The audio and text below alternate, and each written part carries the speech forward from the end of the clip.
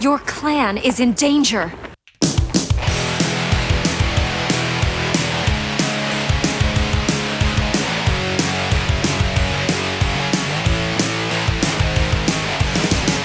Hey everybody, welcome to Core. This is Core, mining the video game world for all it's worth. That's what I always say. But also I wrote a thing here and I'm on the wrong tab. Here it is. Welcome to Core, the only podcast in your whole playlist made with real grass-fed FDA approved chicken. Hey, I had an epiphany that has something to do with chicken. Most of the time in my life when I've had tofu, it's been a very bad experience. I don't like it. Tastes like rubber. Tastes like nothing, usually. And the other day, I had some of the best tofu I've ever had in my life. My daughter made it, and it was so good. I have had a complete turnaround on tofu. So just a little food advice, top of the show. If you think tofu's bad, it's because you haven't prepared it right, okay?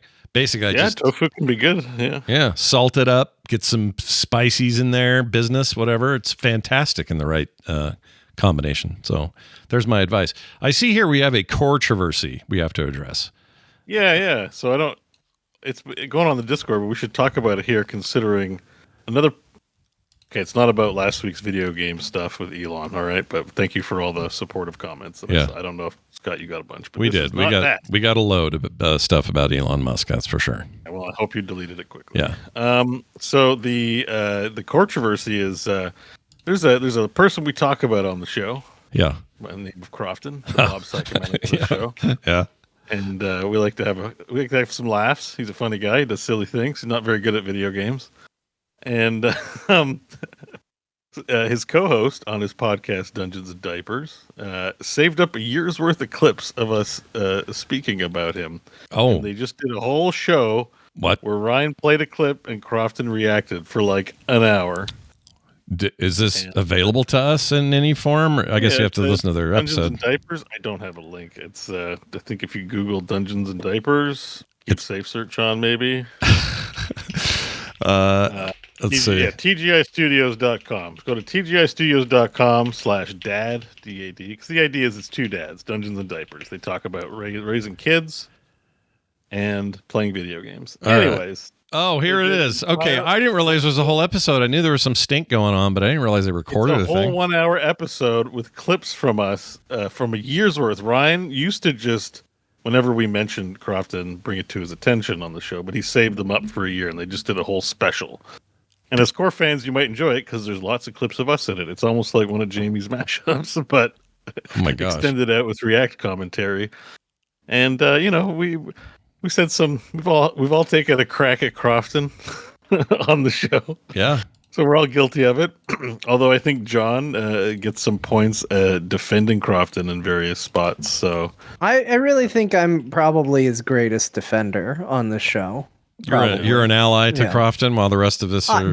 Hey, let's not get crazy with what we say. Let's not make promises that can't be kept. Sure. But I like to give everybody a fair shake to some degree. Sure. So, I don't hold a grudge. I feel like I've been quick to jump on because I think it's funny. So I pile on quite a bit just because I think Crofton's hilarious to me. And I think Beau does it because he has a huge history. But I think John's probably coming from the most pure place of... I played one game with him one time. But you hear him every week, even though you barely... I do. And then he's in Discord. Yeah. Because if you mention him, he shows up. Oh, he's like, what's the thing that shows up when you say their name 3 times? Any of those things? Candyman. Beetlejuice. Bloody Mary, Candyman, all of them. Yeah.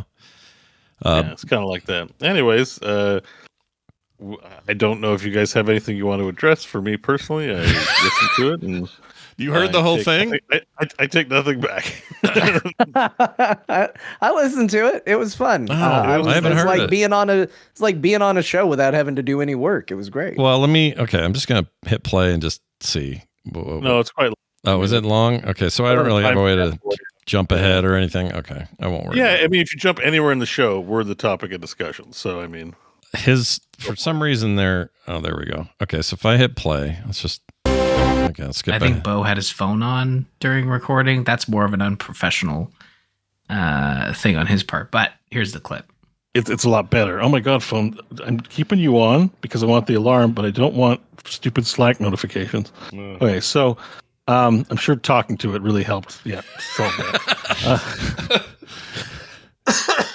So anyways, all right, hang on. I gotta mute my phone now. I can't. Shut up, Mike. Crofton, they're talking. That was Mike and Crofton? Yeah. They're like blah blah blah. Mike's at an Offspring concert right now. Oh, Well, I don't we gotta remember keep them him situated. I don't remember this conversation at Yeah, all. I don't know, that's something, but I guess they're addressing everything. I was rude. I was like, stupid Mike, stupid Crofton, and Yeah.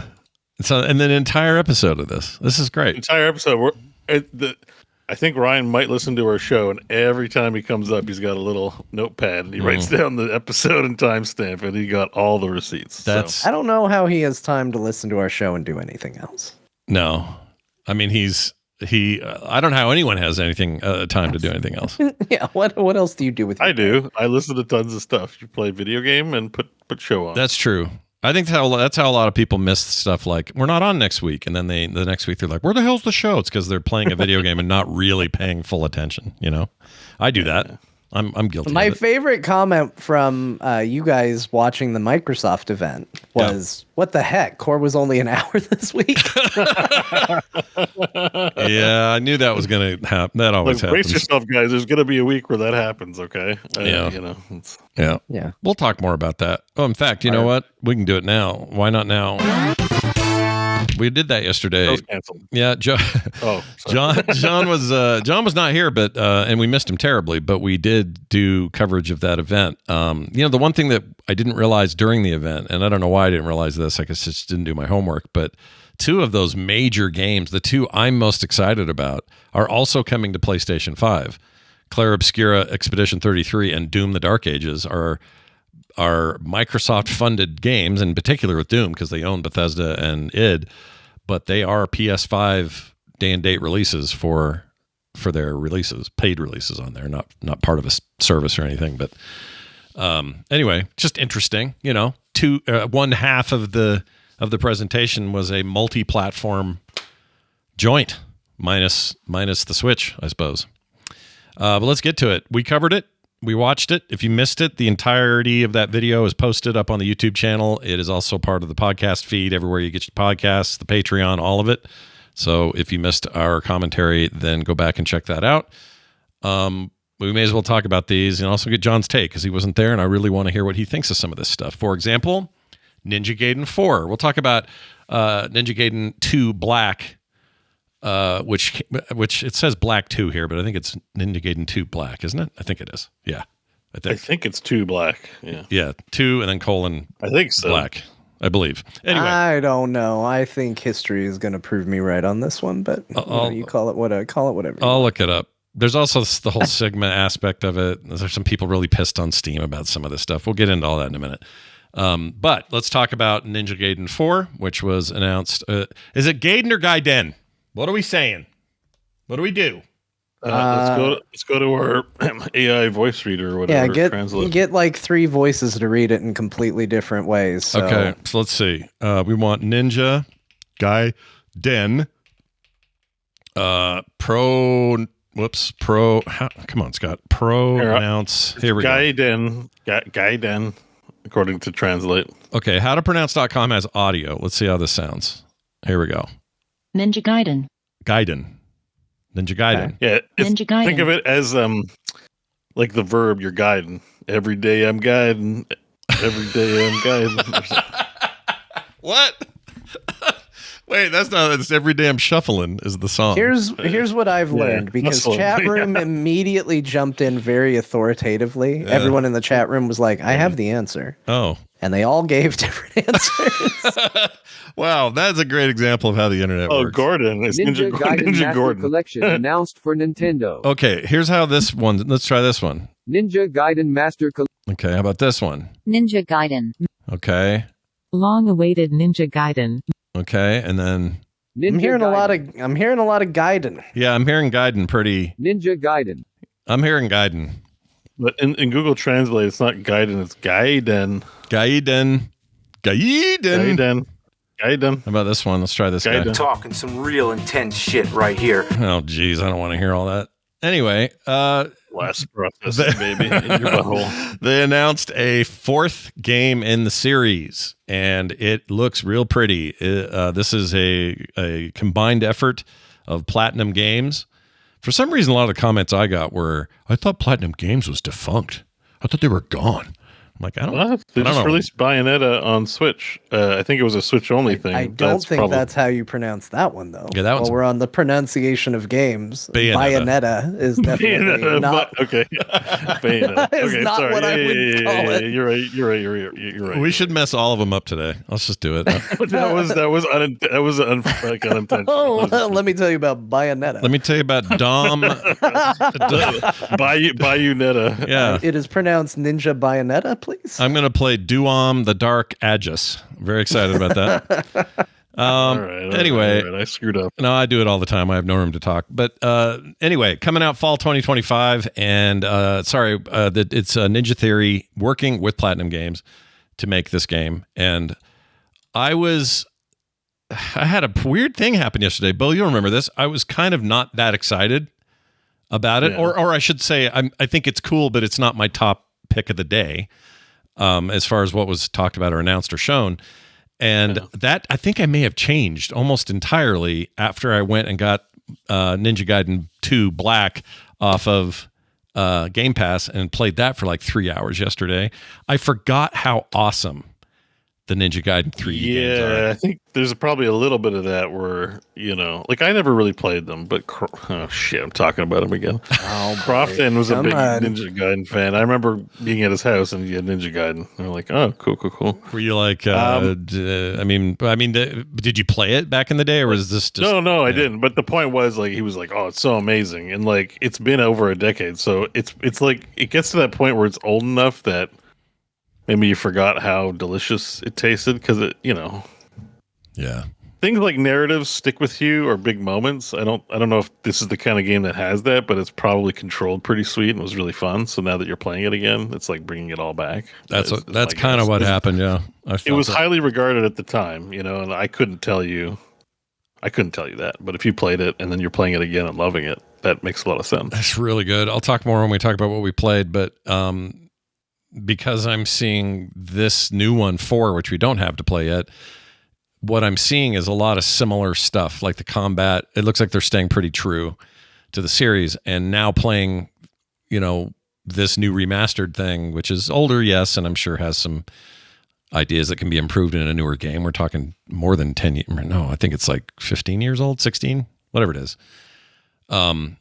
This just is more exciting to me now in retrospect. So actually, this jumped up to like first or second place just simply by putting Black out there and letting people go play it.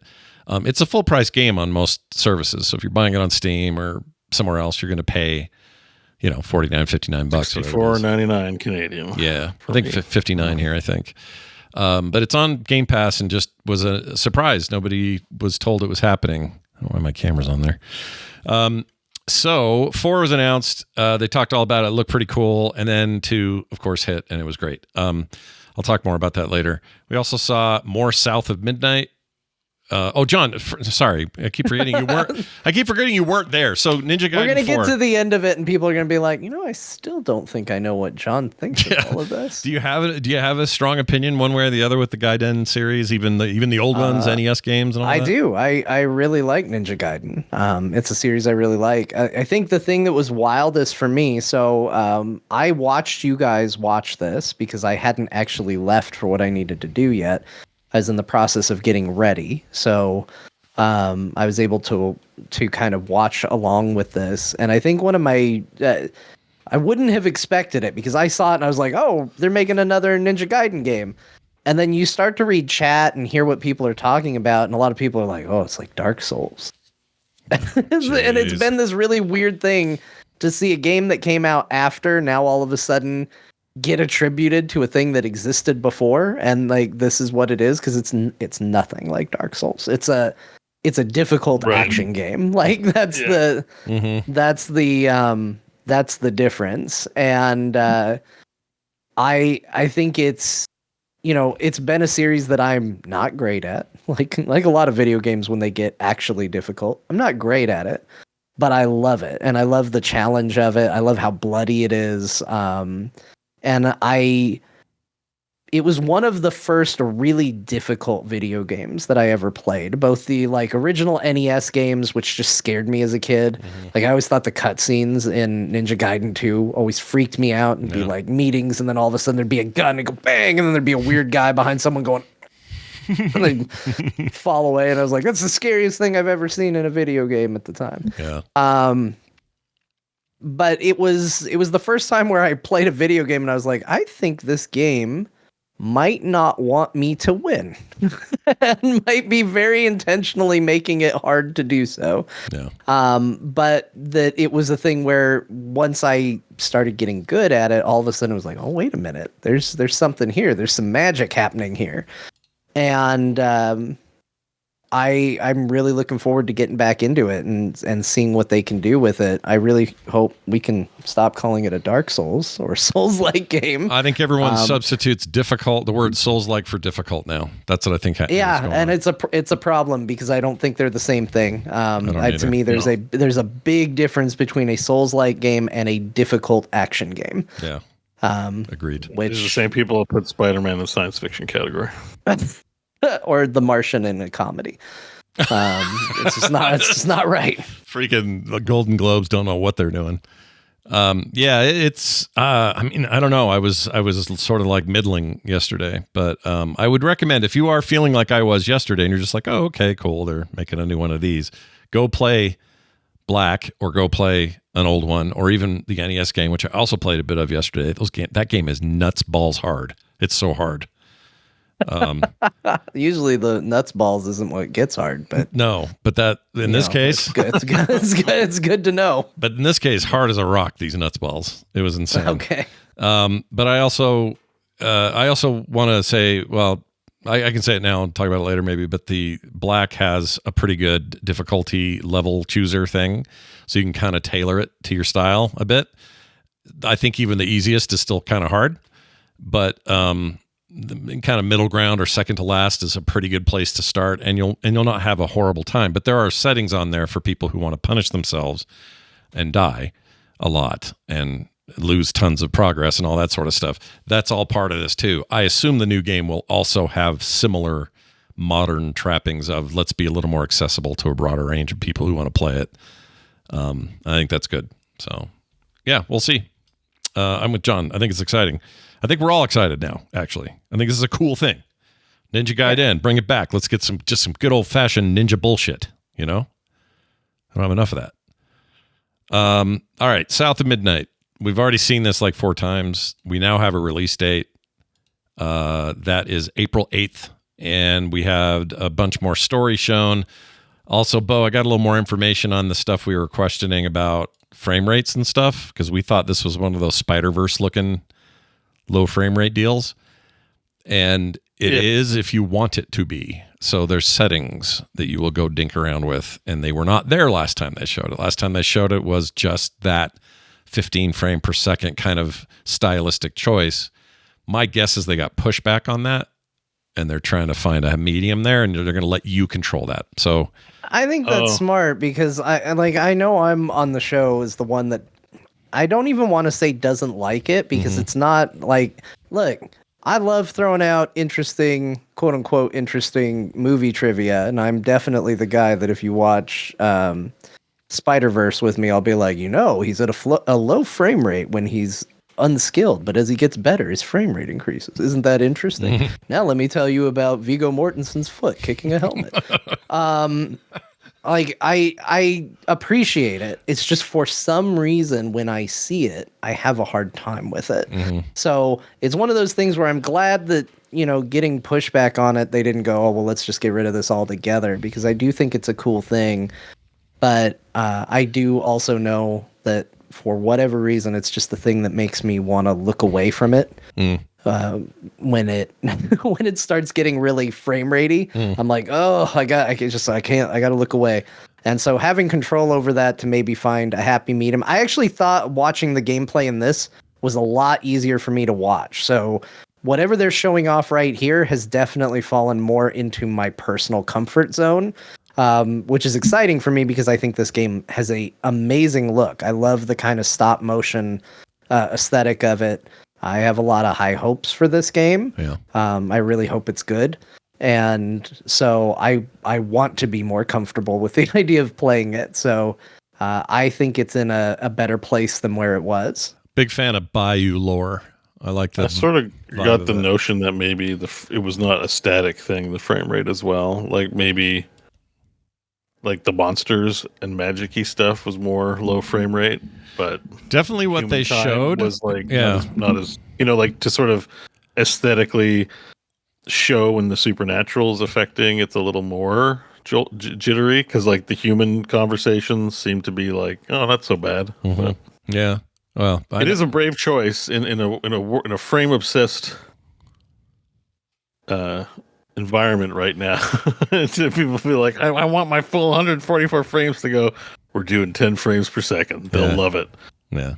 Or we don't care what they think. This is our art, except and the guy who's putting up the money is like, oh my god, I'm gonna lose so much money.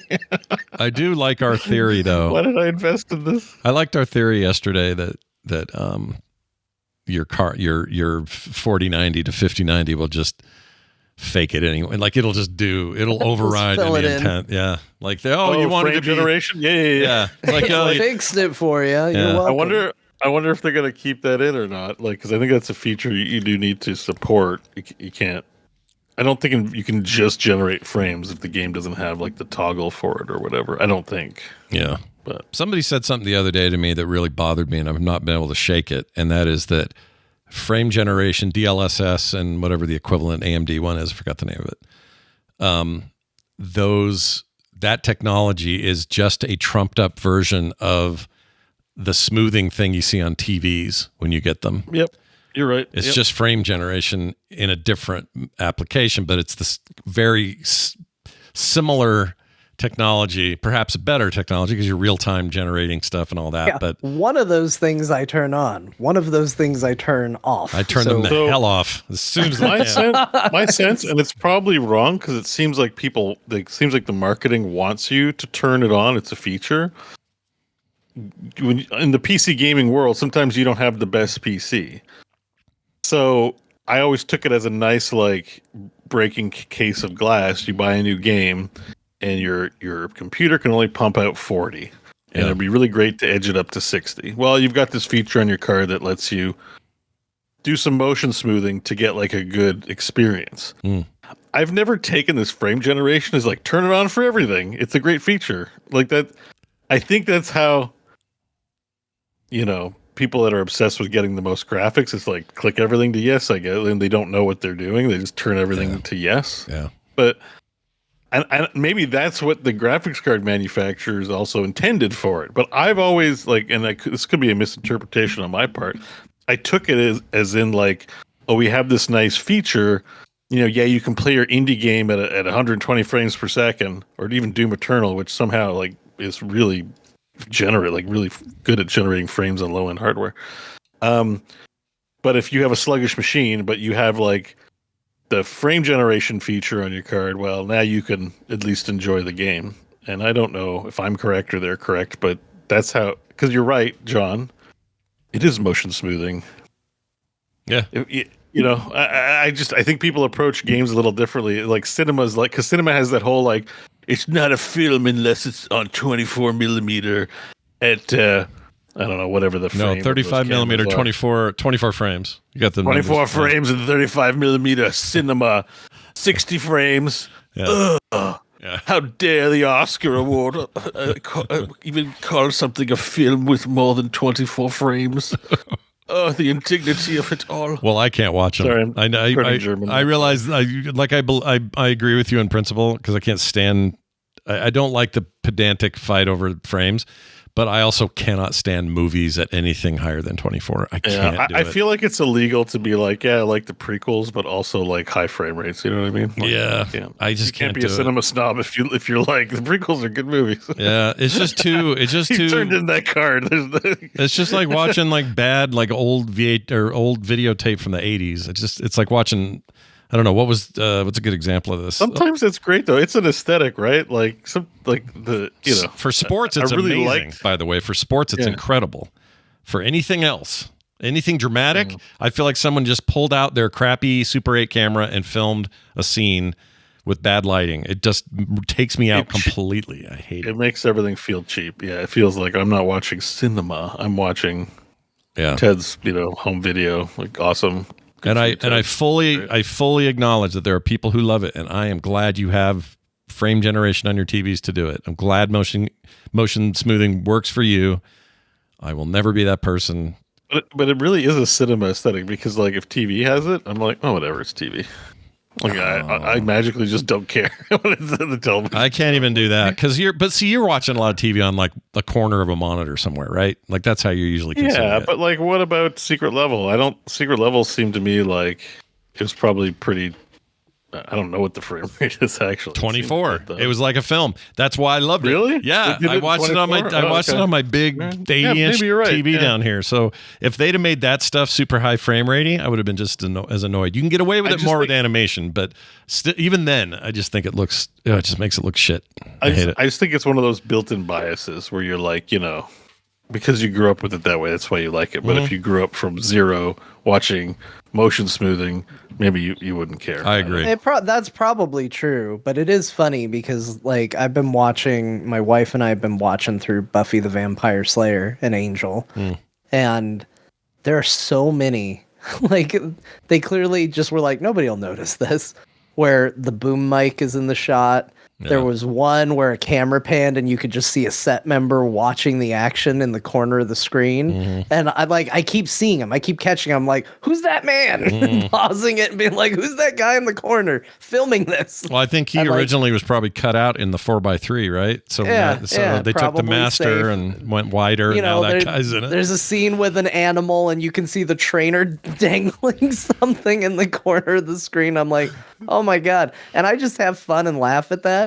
But if you put motion smoothing on it, I'm like, this is unwatchable. What have you done to this show? And so it's very interesting, the things that will tweak I can't watch this versus like, I'm just having fun with this. This is great. Yeah. I don't care that I can see the boom in Star Trek The Next Generation. It just kind of bloop out of the shot at one point. Like, it's fun. But if it looks motion smooth, unwatchable garbage. Yeah, that's another one. I think this is true. Next Generation was filmed in a normal aspect ratio, but compressed or cut for TV to be 4x3, but they had the masters to go full wide. So when they went full wide, you just ended up catching a lot of bullshit you wouldn't have seen otherwise. That just was out of shot, or they didn't have to go edit it because there's no boom in that shot. But in the masters, it was because they didn't use the masters, or they cropped it. So I don't know. Stuff's there's always weird exceptions. Like a show we all like, Trailer Park Boys, I think was filmed with like. Originally it was. They went film later, but they went film later, and they're arguably not as good. Like the original series and that aesthetic of actually filming with probably a stolen video camera. Let's be honest, right? Like not really stolen, but like the mockumentary is the camera crew's part of the actual story being told. So you kind of imagine they have really cheap AV equipment that they borrowed from the school or something. Like it's. Well, I don't know if it's like a Super 8 or what you would call that, but like I like it. The aesthetic is part of the enjoyment of what I'm watching. And so you can look at a game like this and just say like, well, meet it on its own terms. They have a vision. They want it to look this way. So like play it that way. Yeah. No gamer is asking, no gamer that I know of anyway is asking for, let's say, a racing game in 24 frames per second because it's closer to the cinematic thing. We all want 60 this game or isn't more. Cinematic. I want 24 frames. Yeah. It's like, so it's weird how I apply myself differently to the two mediums, almost oppositely. Like I wonder if you could get away with that though if you did like a really cinematic like battling racer type game, or where like they were gonna have explosions. Like they've done that, right? Like it's a racing game, but there's explosions and stuff.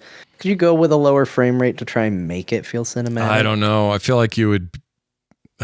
you would just incur the I wrath. want to know if you could do it. I don't know that it's a good idea. Technically, you I'm not could. saying they should. I want to know if they could get I think if away it with was, they could. I think visually it would have an impact, but it's also because of the control aspect. Having more input refreshes means more precise control. And if you're like sports games, I don't know. It's a feel thing. You probably feel it when the frame rate gets lower that your controls are that's true. stickier. Yeah. So that's part of it. There's a the reason. Other thing too about all this is that probably more games than you think do the low frame rate thing that this game's doing. You just don't realize it because animation culling is a thing. So if there's a really scary dragon, but it's like a kilometer away, it's not going to render all the vertices, all the textures, all the frames. So technically, a lot of what you're seeing is on the screen is also there's the actual game engine refresh rate, but not everything in the game has an animation rate that matches the refresh rate. Yeah, it's like foreground, background. Who does this? Oh, World of Warcraft has a setting you can control or you can tweak that says how many frames will far off stuff have,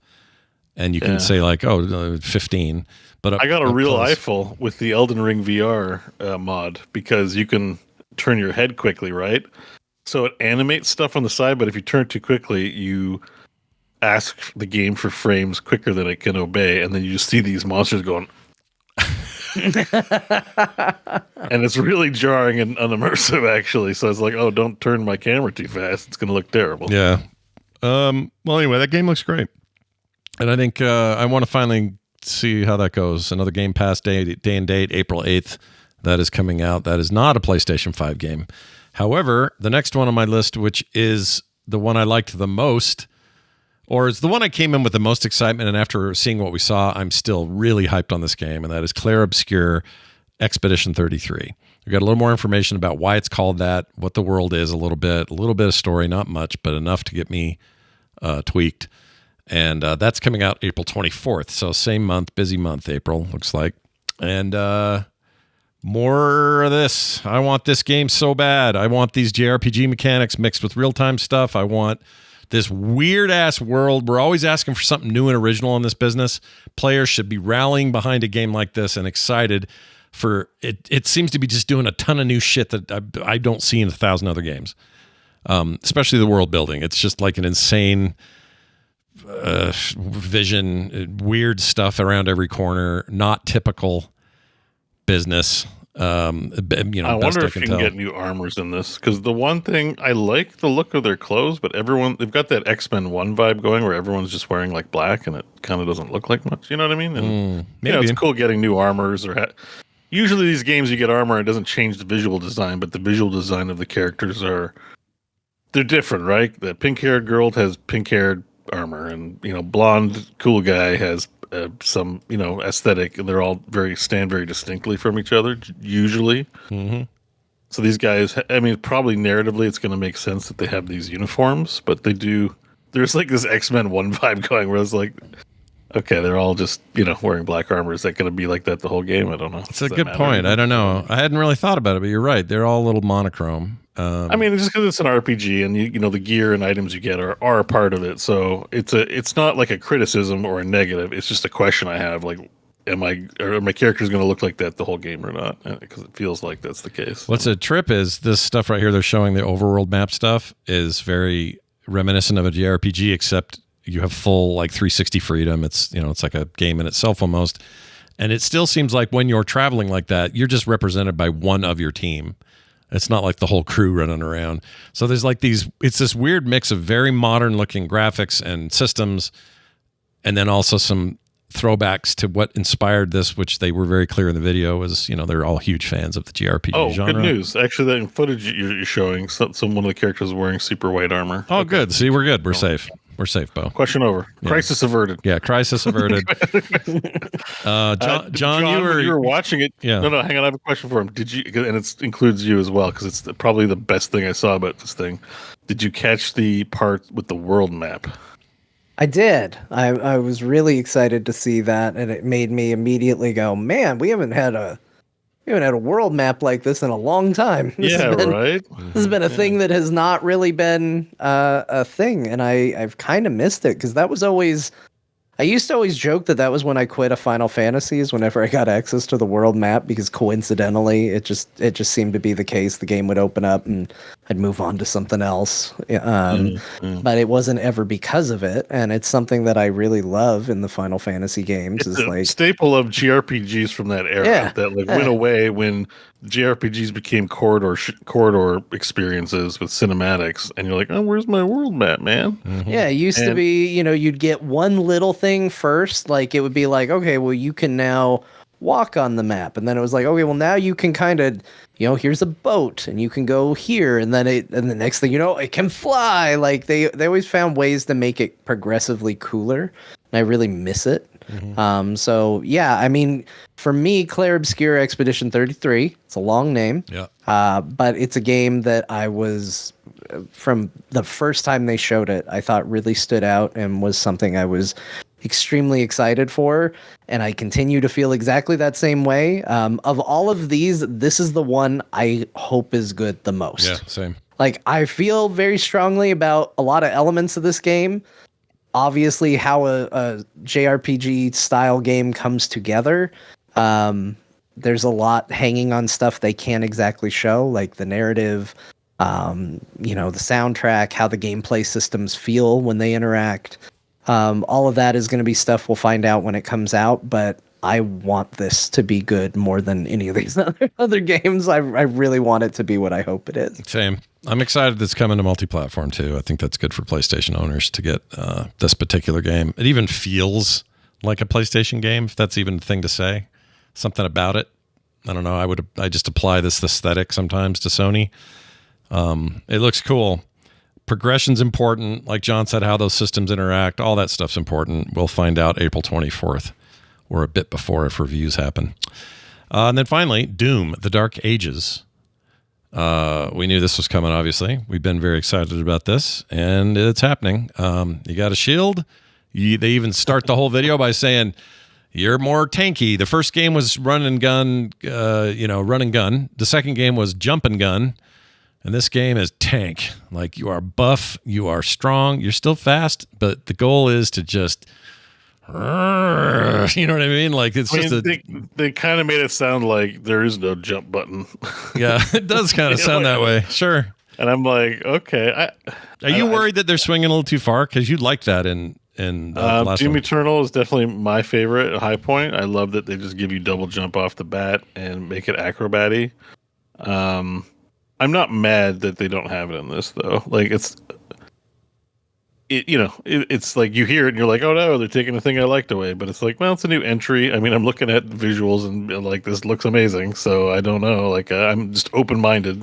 We'll see when we get it. Yeah. So yeah, the original Doom, you didn't have jump at all. So I don't think jumping and acro, like I don't think you necessarily, your game will be bad because it doesn't have double jump. As long as they keep the battle, I like the battle chess aspect. Here's a unique mix of monsters. They all do different things, and you have different solutions required to take them out, and you got to figure that out while they're pummeling you. So as long as they keep that formula that's been working well, I'm gonna love it for sure. It's pretty meaty. John, impressions, thoughts? Yeah, I mean, I like Doom 2016. That's the one I prefer. It's not because Doom Eternal was very acrobatic. Like, that's not what I didn't like about it. And some of the things they said seem like some of the things I didn't like about Doom Eternal are still going to be there. Like saying cutscenes. I was like, oh, yeah. That's the wrong direction for this. I don't think that's great. But in terms of saying you're going to play like a tank, I mean, we started as a Heroes of the Storm show, so pardon my reference to Heroes of the Storm. This feels like a crazy, insane Johanna simulator, and I'm all about it. Like sometimes just like planting your feet and being like, no, bring it.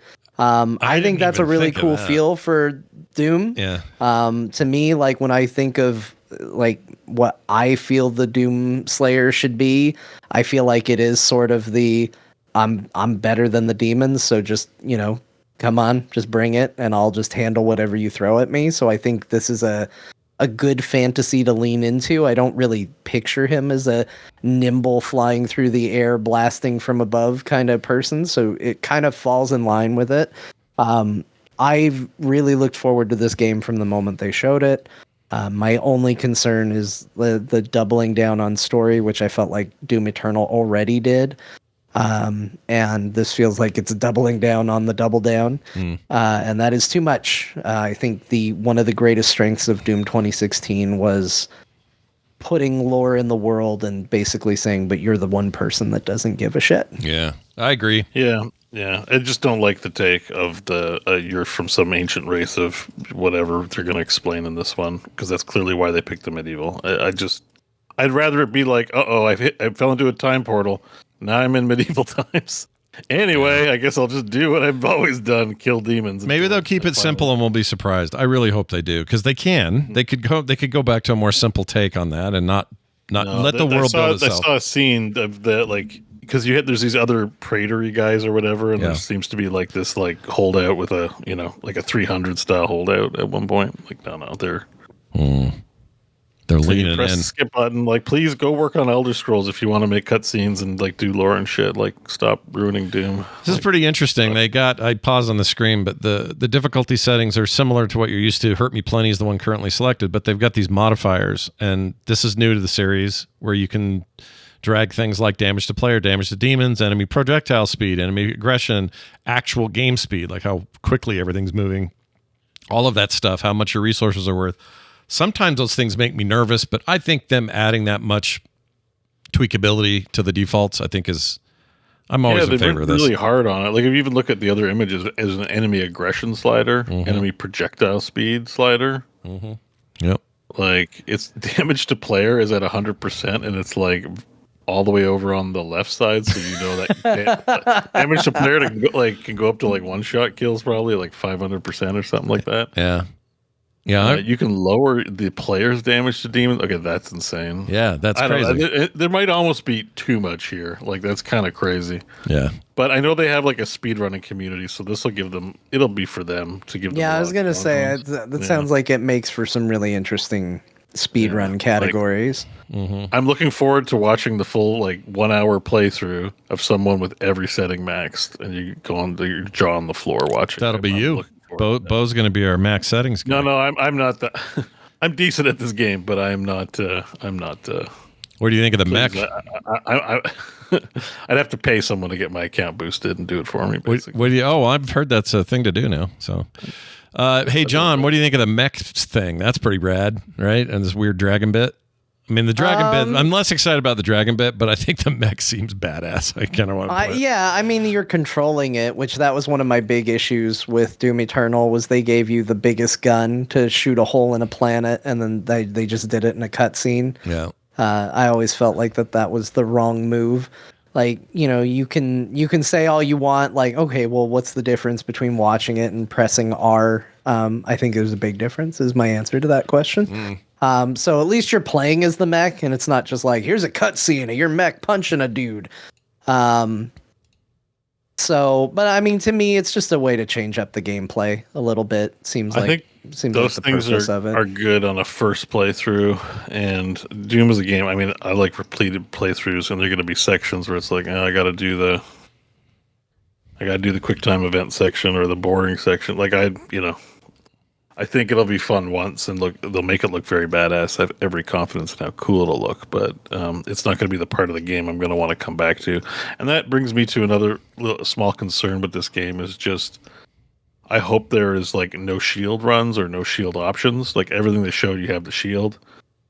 That's fun and all. Like, I'd like to play that way, but I'm going to also want to play the classic way with just my gun. I know it seems weird, but it's like tanking is a style. That's why, this might be the only game where it's like, play as the tank. Like, have you played World of Warcraft? You know how hard it is to get people to play tank sometimes? Like, like it's going to be too much of a style, maybe, that the replayability on this one's not going to be great. Maybe, but it doesn't seem like it's a pretty passive device. It's not like you're I mean, you're throwing it like Captain America. That's fun. You're using it occasionally as a as a blade weapon, but it seems like you're mostly shooting still. I mean, I think it's just a playstyle preference, so just take it with a grain of salt that it's me speaking and maybe not like some objective truth. But it's more fun to zoom around and headshot people than it is to be like ding ding ding ding ding ding ding. You know, like it's just how it goes. Like even in Darktide, which is a slower methodical game, I play with the sharpshooter. I want to get sweet low bullet kills from range, and then I want to like scoot out of the way, pushing hordes back, get in range and doing that. There's a character where, you know, the big guy you can play as a shield, and I'm like, I hate it. So like this is a game where you're going to play the campaign, and it's like, yeah, it's cool for the campaign, but as someone who's probably going to want to play on higher difficulties and play again, I'm worried that the replay factor is it's not going to be as much fun as the other two because you're forced into tank. But if they have an option where it's like, okay, here's a no shield run, or here's some gun, you know, rocket. When you equip the rocket launcher, do you need to have a shield equipped? Like, no. So my guess is you won't have to have a shield on all the time. But a little bit with this presentation, they really went hard on that. Like, you have a shield with every gun you have equipped, and I'm like, I think there are two-handed weapons, and like, I want those, please. You know. So yeah. Well, we'll see. It comes out May 15th. And that will be on Xbox, little Series S and S. It will come out on PC, Steam, as well as the Xbox Game Store and PlayStation 5. So watch for that. I think they're going all in on just cross-platform. This is Microsoft's new thing. They're just going. They are the Games Everywhere company. So, you know, hopefully. I mean, this is great. So I'm happy that everyone can play this game. Yeah, me too. I will say, when you guys are worried about story, understand why you're worried about story. But there's this dude. Let's see if I can find him. Is this it? Yeah, here he comes. There's a dude in a chair. That guy. I want to know more about that guy. He's got like a Baron Harkonnen vibe going on there. Look at him. I mean, the big thing is like story existed in 2016. It was what your investment was. If I was going to say like what I wish Doom would do is I wish it would do a skip cutscene option. But instead of that just cutting to the end of the cutscene, I wish it would instead play a shorter cutscene of the Doom guy not caring. Yeah, like renegade choices in exactly. You can skip entire cutscenes by just punching people. You can watch the villain monologue, or you can pull out a gun, shoot him, and then just keep going on your run. That's what I wish it would do. Great compromise, actually. Hells yeah, I like that idea a lot. Yeah, that's good. Yeah, because like I like cool designs. I want everything to be informed by lore. I don't think they can come up with those cool environments without thinking, why is this here? And what are these people like? I just don't want someone to be like, and the con maker said that you must bow down to the new order. Stop your resistance. You know, I don't care. And I think it's mainly, I don't like that. In my head fantasy, you're just a Marine who just is so angry they won't die. I don't want to be part of some ancient race of other humans and, you know, that bullshit. I don't mind that they've included angels, but I also don't like their take on angels as like these techno pervert guys. You know what I mean? Like, yeah. I'm like, I love the hell monsters. I'd rather just throw them Imperious. Make them... There's nothing weird about their hell demons, right? But all of a sudden they do angels and they look like robo-zergs or whatever, like some weird thing. And I'm like, this ain't it, dog. Like, just make actual angels, you know? Probably they avoided it because of controversy, but they also put hell and demons in at one time. That'd be controversy too. So I don't know. Just it's not good. Oh yeah. I like the game so much that I don't really harp on that part, but I really hate the aesthetic of the angel side of things too. Yeah, I'd forgotten that those were a little weird. It's been a bit since There's a lot more in the expansions too. If you go and play more, there's more of those type of enemies, and it's like, oh god, like just what is this shit? All right, well there you go. Some hard takes from the. You couldn't tell I love the game. It's like one of my favorites, but it's just, you know.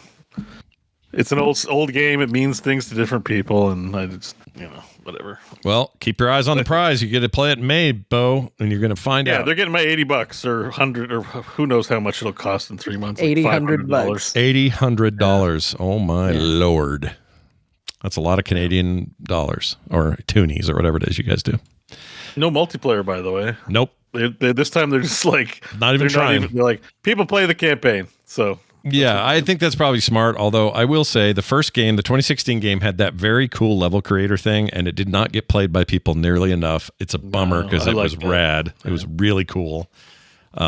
And they had a multiplayer mode that was like capture the flag stuff. That was pretty fun. It just was never a series that was meant for, like, do that with your Quakes and stuff. It didn't get the numbers they were probably dreaming of. Like a lot of, they wouldn't be unique with this kind of thing. Eternal had something in there. What was their thing? They had a thing where you could play as the monsters. They also have a roguelike horde mode as well, which they added later, which was okay.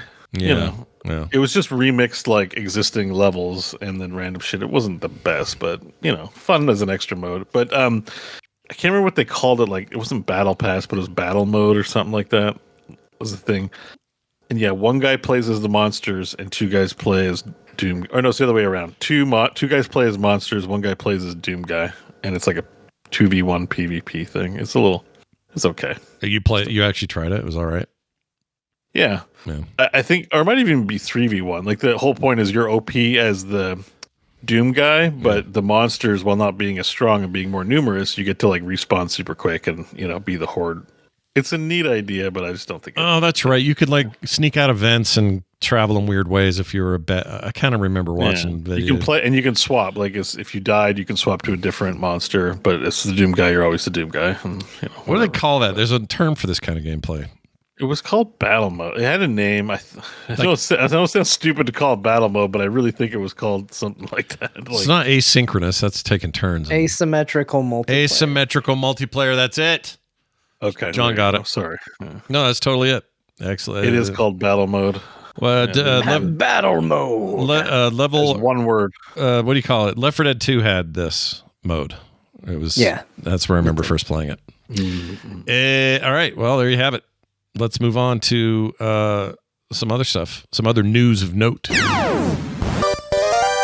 EA is reducing its fiscal year predictions due to EA Sports FC. That's what used to be called their FIFA game. It's called FC Soccer or whatever it is now. Underperforming, and Veilguard falling 50% under sales projections. That's a bit of a bummer.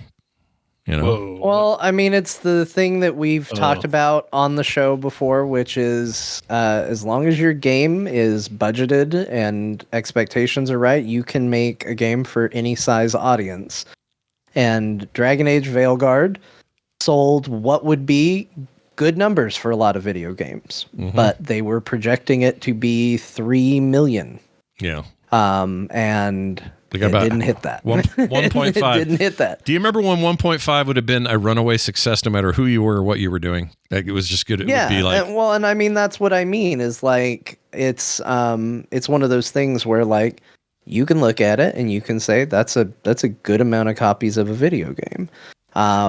But it had to do really, really well for them because it was a game that was in development hell for so long, got canceled, restarted, was going to be one thing, got turned into another thing. Like, it had to have a long gestation period on that game coming out. And then if that's the case, you have to make a game that's going to be incredibly successful. Yeah. And 1.5 should be enough for a lot of video games. Wasn't what they wanted in this case. Just did like napkin math too, and just say, what if like after taking all the cuts out from it, let's say they made $30 of revenue per sale per on game. that launch window. Yeah.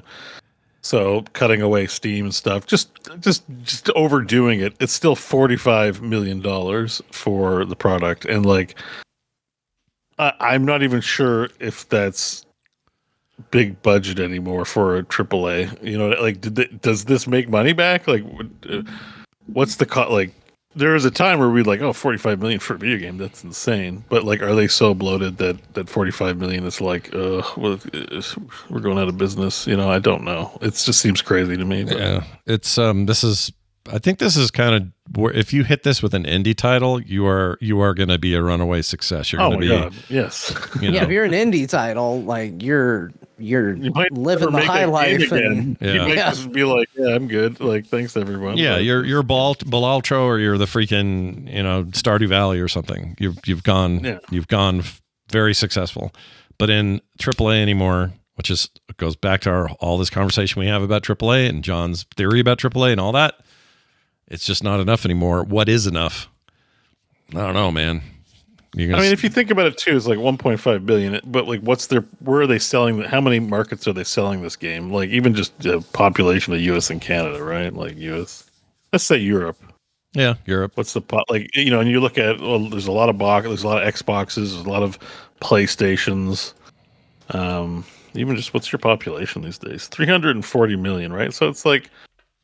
And then Canada, like they're aiming it at like 1 billion people, let's say, in the market. 40 million in Canada. So like, okay, we're like, so if it was just US and just Europe or the European Union and Canada, that's 450 million. It's 1 billion people. It's over 1 billion people. If we just count like those markets, and I'm sure it's sold all over the world. Right, of course. 1%, 1 million's like not a big fraction. If you're like, there's got to be like 3 million people who would play this, right? You know, so I don't know. That would be that's such an interesting thing to think about. Like, how do I take this thing they've worked on and ensure we advertise it enough that we can get 3? Like, how much of it is the game versus just the marketing of it? Yeah. Like, they clearly messed up that first trailer. Like, first impressions count for everything. And whoever made that first trailer selling a bloody medieval dragon thing tried to make an Ocean's 11 trailer. Like, that person, I hope they got reprimanded for that. Like, I would credit some percentage of the loss just to that trailer alone. Imagine selling Star Wars. It's like, oh, there's a new Star Wars movie. Let's make it look like a World War movie, or I don't know. Like, let's make it look like a musical. Yeah, everyone's gonna be like, I don't want to go see that Star Wars musical. I want, the Star Wars. Like, you just like messed it up the whole way. And I know some of it was like definitely got, it's dragged for that whole DEI conversation, but I think there's still, there's definitely 3 million people that would love to play that game. So I think the marketing is what really screwed it up. Well, if that trailer had an impact, and I wouldn't be surprised if it didn't, in a negative way, you're right. There ought to be heads rolling. And word of mouth was bad because word of mouth was, hey, look, the writing's not that great. Yeah. Everything's purple. Look at all this purple. We don't want this much purple. Was there? I never heard anybody say everything was purple. Is that a thing people said about there the are game? multiple massive mods that take the purple out of the game. I'm not kidding. Really? Oh yeah. I would say wild. I think it looks great, but I think it mismatched the aesthetic of it. Like, I think, sometimes things look great, but it doesn't work with it. I would say the same about the Cyberpunk menus. God, I hate that they're so blaringly red. It's a lot of red. Like, as much as I love that game, this is like, what's your number one critique of Cyberpunk? It's like the menus are red, like just so red, too much red. I'll let you choose a little more. Like, give me a scheme. Let me say, oh, I like these yellow, or I like these something else. I just again, I don't think you make a bloody let's cut heads off of demons game and decide, the purple motif is what works with this. It's just, And mod, it looks good. It looks good. To me, there's so many things where you can look at, and you can do this with any video game that doesn't succeed. To me, it's just, first of all, it's a crazy high expectation, and maybe that's what they felt they needed to make their money back. Again, maybe it's less like we realistically think it'll make 3 million. Maybe it's more like, we really hope it makes 3 million because this thing has cost us a lot of money to make. Mm-hmm. But Dragon Age was not exactly a hoppin' franchise when this game came out.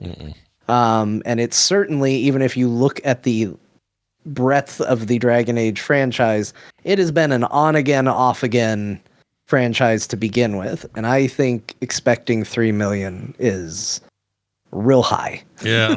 for a franchise that hasn't had any games, that hasn't had any it's not in the zeitgeist anymore. Most people can't even tell you what a Dragon Age is supposed to be because most people get in an argument as to which one or two of the Dragon Age games are good. Mm-hmm. There's just so many factors, and I think at the end of the day, I think 3 million was already too high to expect. And then on top of that, it was a game that had enough problems, big or small, whatever you want to call them, that it was not going to catch that momentum that a game that was a surefire hit would have. Origins didn't even sell that well comparatively for its time. And part of the reason that the game changed course in terms of being more action oriented and less tactical and all that stuff was to address the poor sales. They thought, I'm not saying I agree with it because I think that game is amazing, but they thought that, well, if we make it more actiony, we attract a larger base. You'll alienate some purists, but you're going to get a larger player base. And it probably worked, honestly. But I think there's a limit to that. Like at some point you're just like, well, it's a Western RPG that's very kind of specific to some of these Western tropes. It's not going to appeal to the broadest international audience, and the writing's kind of bad, and whatever other things you want to apply to it, whether you think the purple's a problem or not. So yeah, I'm kind of with you. Basically, I agree. Like expectations a little high. Yeah. One of the producers on this, Mark Dara, he's actually left in 2021 and became a YouTuber. He has a whole YouTube channel. I'm subscribed to him. He did post a video 3 days ago. The Veilguard is shipped now. What? I wonder if he'll talk about budget, and I should let it watch. He might. So this guy, because remember, Veilguard was also a troubled development game, right? Mm-hmm. Yeah. Had a few restarts. People came and go. Mark Dara was someone who worked on it for a period of time and left in 2021. Got brought back in 2024 as a consultant. So I wonder if because they were expecting 3 million, it was like they're just trying to recover money at this point. Like I think that was a money pit anyway. I don't think this was a let's try and profit from this. Like we know we're never going to profit from this kind of thing because they spent so much time. Like it's just hard to know. I'd be curious. I want to watch the video. He probably can't talk budgets because he's NDA'd up to the wazoo. If I had to guess, EA's it pretty. Depends, hardcore. I suppose. Although he's like I'm looking at his chapters. Leadership. This article I'm looking at actually quotes him or brings up numbers he's given. This is the comparison to previous Dragon Age. Dragon Age Origins sold 3.2 million copies in the first 3 months. Oh, I was so wrong on that. Shit. Dragon Age 2 sold 1 million copies in its first 2 weeks, over 2 million copies in 2 months. Okay. And then Dragon Age Inquisition is where it gets messy because it says there's no clear data on the game's launch sales, with EA only saying that Inquisition quickly became the most successful launch in BioWare history based on units sold from its release date of November 18th, 2014 to December 31st. So safe to say it did better. And they did say that Mark Dara said Inquisition has sold 12 million copies globally. That's not within that couple months window, though, which is what we're looking at for these. Right. It was PGA Game of the Year that year, too. So it's definitely its highest note. Yeah, it's one of those things where I think that was right game, right time, right place, because it was also very early, I believe, in the PlayStation 4 console life. So it was a very good RPG video game to show off the power of your new console. Mm-hmm. And it was, well reviewed, well received, and kind of called back as a return to form for the series. So I think it had everything working towards it. And I think that's maybe what they hoped the series would do. But you also have to take into account we're, now nearing the latter side of the PlayStation 5 life cycle. And we're hoping a series that hasn't had a release since the release of PlayStation 4 is still a relevant series and going to do those kinds of numbers. I think that's a little silly, especially for a title that received as much criticism from the trailers and all of that. I think it was just in a bad spot. I also think 10 to 12 years space between your sequels or your follow-ups is doing nobody any favors, because it's out of sight, out of mind. Players move on. We find other things. It's a busy market now with a billion games to play. It's not like the old days where 10 years apart meant, I just have to wait the 10 years for the next great video game. There's plenty of great video games. And I know everybody rolls their eyes at a remaster, like, oh, we're remastering another game here. But like, this is one area from a sales perspective where remasters can actually do you a lot of good. In between that window of Inquisition and Veilguard, if they had remastered Dragon Age Origins or something like that to keep the series relevant between big releases, I'm not saying it saves it, but it certainly would keep Dragon Age relevant in a time where otherwise it just wasn't something anybody was thinking about. I would play maybe- Origins so hard if it came out remastered, dude. Oh man, do it now. Not even remaster. I think they could have a case where they could do a remake, but do it in this. Don't change the game up in a post BG3 world. Like if you're trend chasing, Yeah.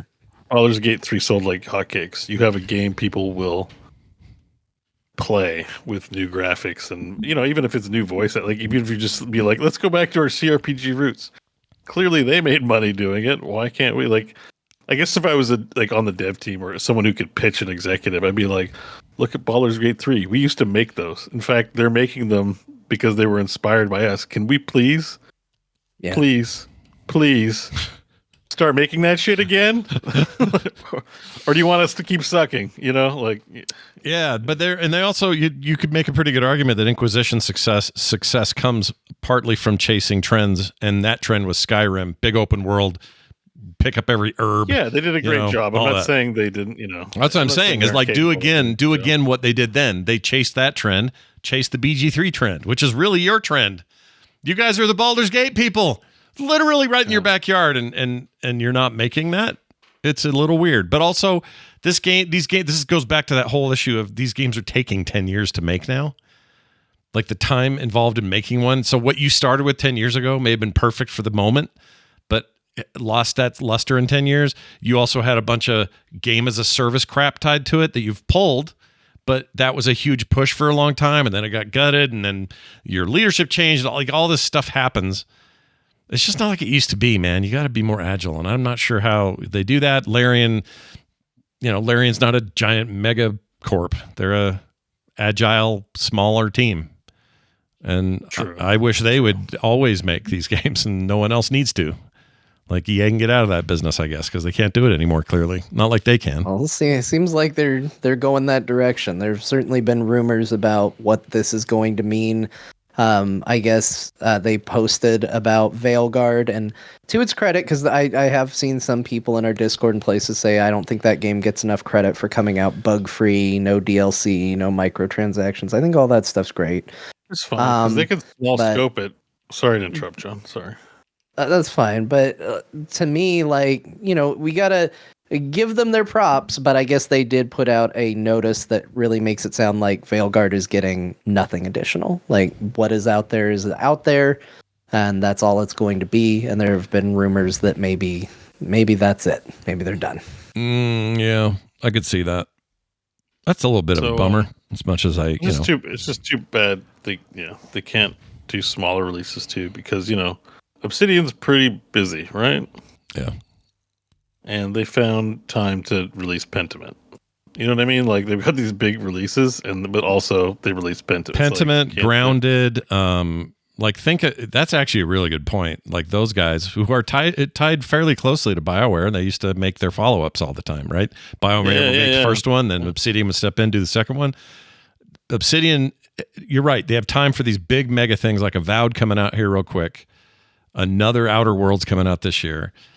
And they'll still have time for Pentiment. They'll have time for Grounded. They'll have time for these weird, smaller games.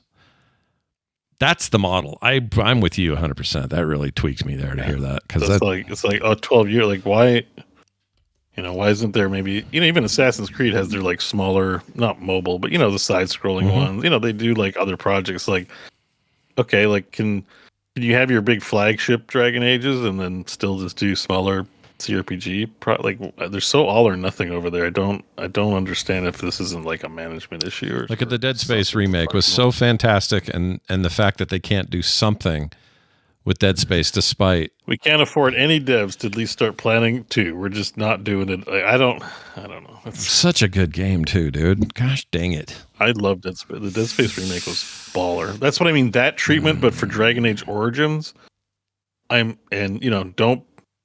modernize it. Keep it the same, story. And just modernize it in all the right ways. But update the graphics, update the controls, because Baldur's Gate has certainly figured out how that should control, and spend most of the time modernizing the combat and controls. But Your story's great, your missions are great, it's ample with content. Maybe take all the DLC. I think there was DLC. Just put all, There was all a that in the main ton. game. There's a ton of DLC. Put all that in the main game. Even like bulk up some stuff if you want. That game's near perfect. Charge full price. I'll pay it. And yeah, charge $100. Like I think that it's ripe for like a CRPG. Yep. Agreed. Reblast or whatever they call it. Reblast. Reblast. I like that. I bet. Here's my prediction for a thing that's probably not happening, but here's my genuine prediction. If they did that, if they said we're going to remake Dragon Age Origins, we're gonna update graphics, copy control style and scheme from what Baldur's Gate 3 did, and just remaster it. Here it comes with the DLC, it comes with the expansion they made to that game, all in one package. It's a full price deal. I think it would outsell Veilguard. Oh hell yeah, easily. It would lap it. So I'm being told by somebody, and I just looked it up. Apparently, there is a remaster, something called Dragon Age Origins Remastered, but it was remastered for. It's a mod. Is that what it is? Okay. So they're just thinking of the mod. There's mods for the game. I'm on the Steam page. I mean, all I see is the original game right now. Yeah. I don't know if there's $40 for it. I guess that's everything in, but come on now. Yeah, redo this shit. And also, we never talked about it, but nobody had blood spatter all over him in the new one. That's annoying. Nope. There was barely any blood. What are we doing? Oh, well, there was barely any blood in the way you wanted it, but then you would go into a room where you fought somebody wearing blood as an outfit. And it's like, well, why is it here, but not in the other places? Like, you could have made everybody happy. Yeah. It just doesn't make sense to me. It's like I went to a room of 1 billion corpses, but heaven forbid when you stab an enemy, blood goes anywhere. Yeah, that annoyed me. Just the difference between Veilguard today and that game there. It's like, franchise, like, the way they've handled Doom, right? The modern Doom, it's like, obviously it's different. You could be a purist about classic Doom and hate the new ones, but I think it's hard for anyone to say, no, they've captured the aesthetics, the pillars of what makes Doom a Doom game. Like, we can all have our misgivings and split hairs, but it's like, you can't say it's not in the spirit of the game and that they've failed or cut corners or done any, it definitely respects the source material. Super commendable job of respecting the source and giving us something we're interested in continuing to play. Yeah. That can be done with Dragon Age. That's why I don't like the purple. It's not like, I think the purple looks great. I just don't think it fits, It's like, what if in Star Wars, again, to go back to Star Wars, there isn't a desert planet in one other movie? Just kidding. What if in Star Wars, space isn't black anymore? Space is blue. Maybe you're like, well, come on, guys. This remaster mod looks all right. It's kind of tempting me to go load it. It looks all right. I'm looking at Veilguard again because I need to know what this purple thing's about. Oh, it's so purple. It's the menu screen. The menus and stuff. Well, the world too, like everything. When you load up the game, when it's like BioWare and all the heroes fly past you and everything's purple. Like, it's just it's more about the wrapping. So it's like you can ignore it and still enjoy the game, but it doesn't fit. Like, purple's my favorite color, so maybe I'm just blind. I'm not hating on purple. It's fine. It's fine. They look like they're I'm not hating on purple. There's a reason why when you boot up Doom, everything isn't yellow and fuchsia. Like, hey, Grimace, I hate the purple shake. It's a little. You know what it's like? It's like, did the credits run and did Prince come out and sing Raspberry Beret? That's the question. Okay, no, I get what Beau's saying. The thing that was confusing me, the thing I was just stuck on is I thought you were talking about, like, how everybody used to make the joke about 360 games having a brown filter over them. Yeah. I thought that's what you meant. I thought there was like a purple filter over the world, not that the menus and all that, they chose purple. Yeah. It was just the overall aesthetic. Like, when I go to Dragon Age, it's white and red and everything's in blood. And I'm like, Dragon Age, bloody medieval game. Mm-hmm. Yeah. Like, these things, someone makes a decision somewhere and says, this game really is about purple. Purple's the theme that ties everything together. You play the game, there's no purple. It is true. If you said, hey, John, what are the colors of Dragon Age? I would tell you it's white, silver, and red. Yeah. Those are the colors of But Dragon I also Age. think they were trying to evoke the idea that you're kind of in a dreamland that whole game. But they do change because Inquisition, the color's green. Yeah, very green. So maybe they just felt that there's a color motif for different. I think they think purple's the color of a magical beyond land. I think that's it. Yeah, sure. I guess they spend time in the fade, and yes. If someone gave you a rationale, you'd be like, okay, I understand, but it sucks. It just looks like it's just an emotional response. I look at it and go like, yeah, okay. It's like they went to the Twitch logo and said, let's just take all these colors and make a game. Yeah, exactly. Nothing wrong with that. I don't hate the color purple, and it's Beau not. gets flashbacks to the Grimace coming after him. The Grimace. Do you know the Grimace? You get McDonald's. You know the Grimace. Yeah. I know what Grimace is, but I don't understand how it relates to me. Well, no, We're trying to figure out why you hate purple so much. I don't hate purple. I think purple's great. I just think it's like, aesthetics. Like, Kill Bill, the color yellow was important because their character wore that suit and kind of tied together. You know, it's true. Like, it's like the decisions get made about what these colors signify in there. And so something like when someone sings off key, someone that being me, or you notice it and you're like, ugh. You're like, I don't mean to be rude, but I don't like that, and I just felt that way about the purple of Veilguard. Sorry. I got to dig into this Dragon Age Origins patch or this pack of mods. You've got plenty of games. I know, but it looks good. I mean, it still looks like Dragon Age. Don't play an old ass crusty game. Just let it live in your memory as fun. Play the new game. Look at it though. Please. This looks all right. This looks like Civ 7 in like 5 days or something. Like, that's a good point. Keep forgetting that's happening like soon. Like also this Endless Legend game. We'll talk. Oh yeah, we'll talk about that now. Endless Legend. One. They got announced. It's a 4X. It's a game. You can play it's in 4K. You can play it in 4K, I suppose. This game is. Oh, I had the video up. Let's pull it up so we can all see it and enjoy it. And for Resident, it's not showing up. Anyway, I'll show it up in a second. 10 years later, 2014. So I guess almost 11 years. Endless Legend happened. That's a Brad game. It was a follow-up from the Endless Space guys with Endless Space 1 and 2, although 2 came after Endless Legends. But Endless Legend was amazing. I love that. It's one of my favorite 4Xs that isn't Civ, and I played the living shit out of it. And they announced kind of stealthily the other day a new one coming. It'll be here pretty quick. Well, we don't know how soon, but it says coming soon to early access. Scott says you'll get it soon. Yeah. That's a Scott guarantee. Right it is there. an early access title when it hits, and they do say soon, whatever the hell that means. But it is it's weird. It's different.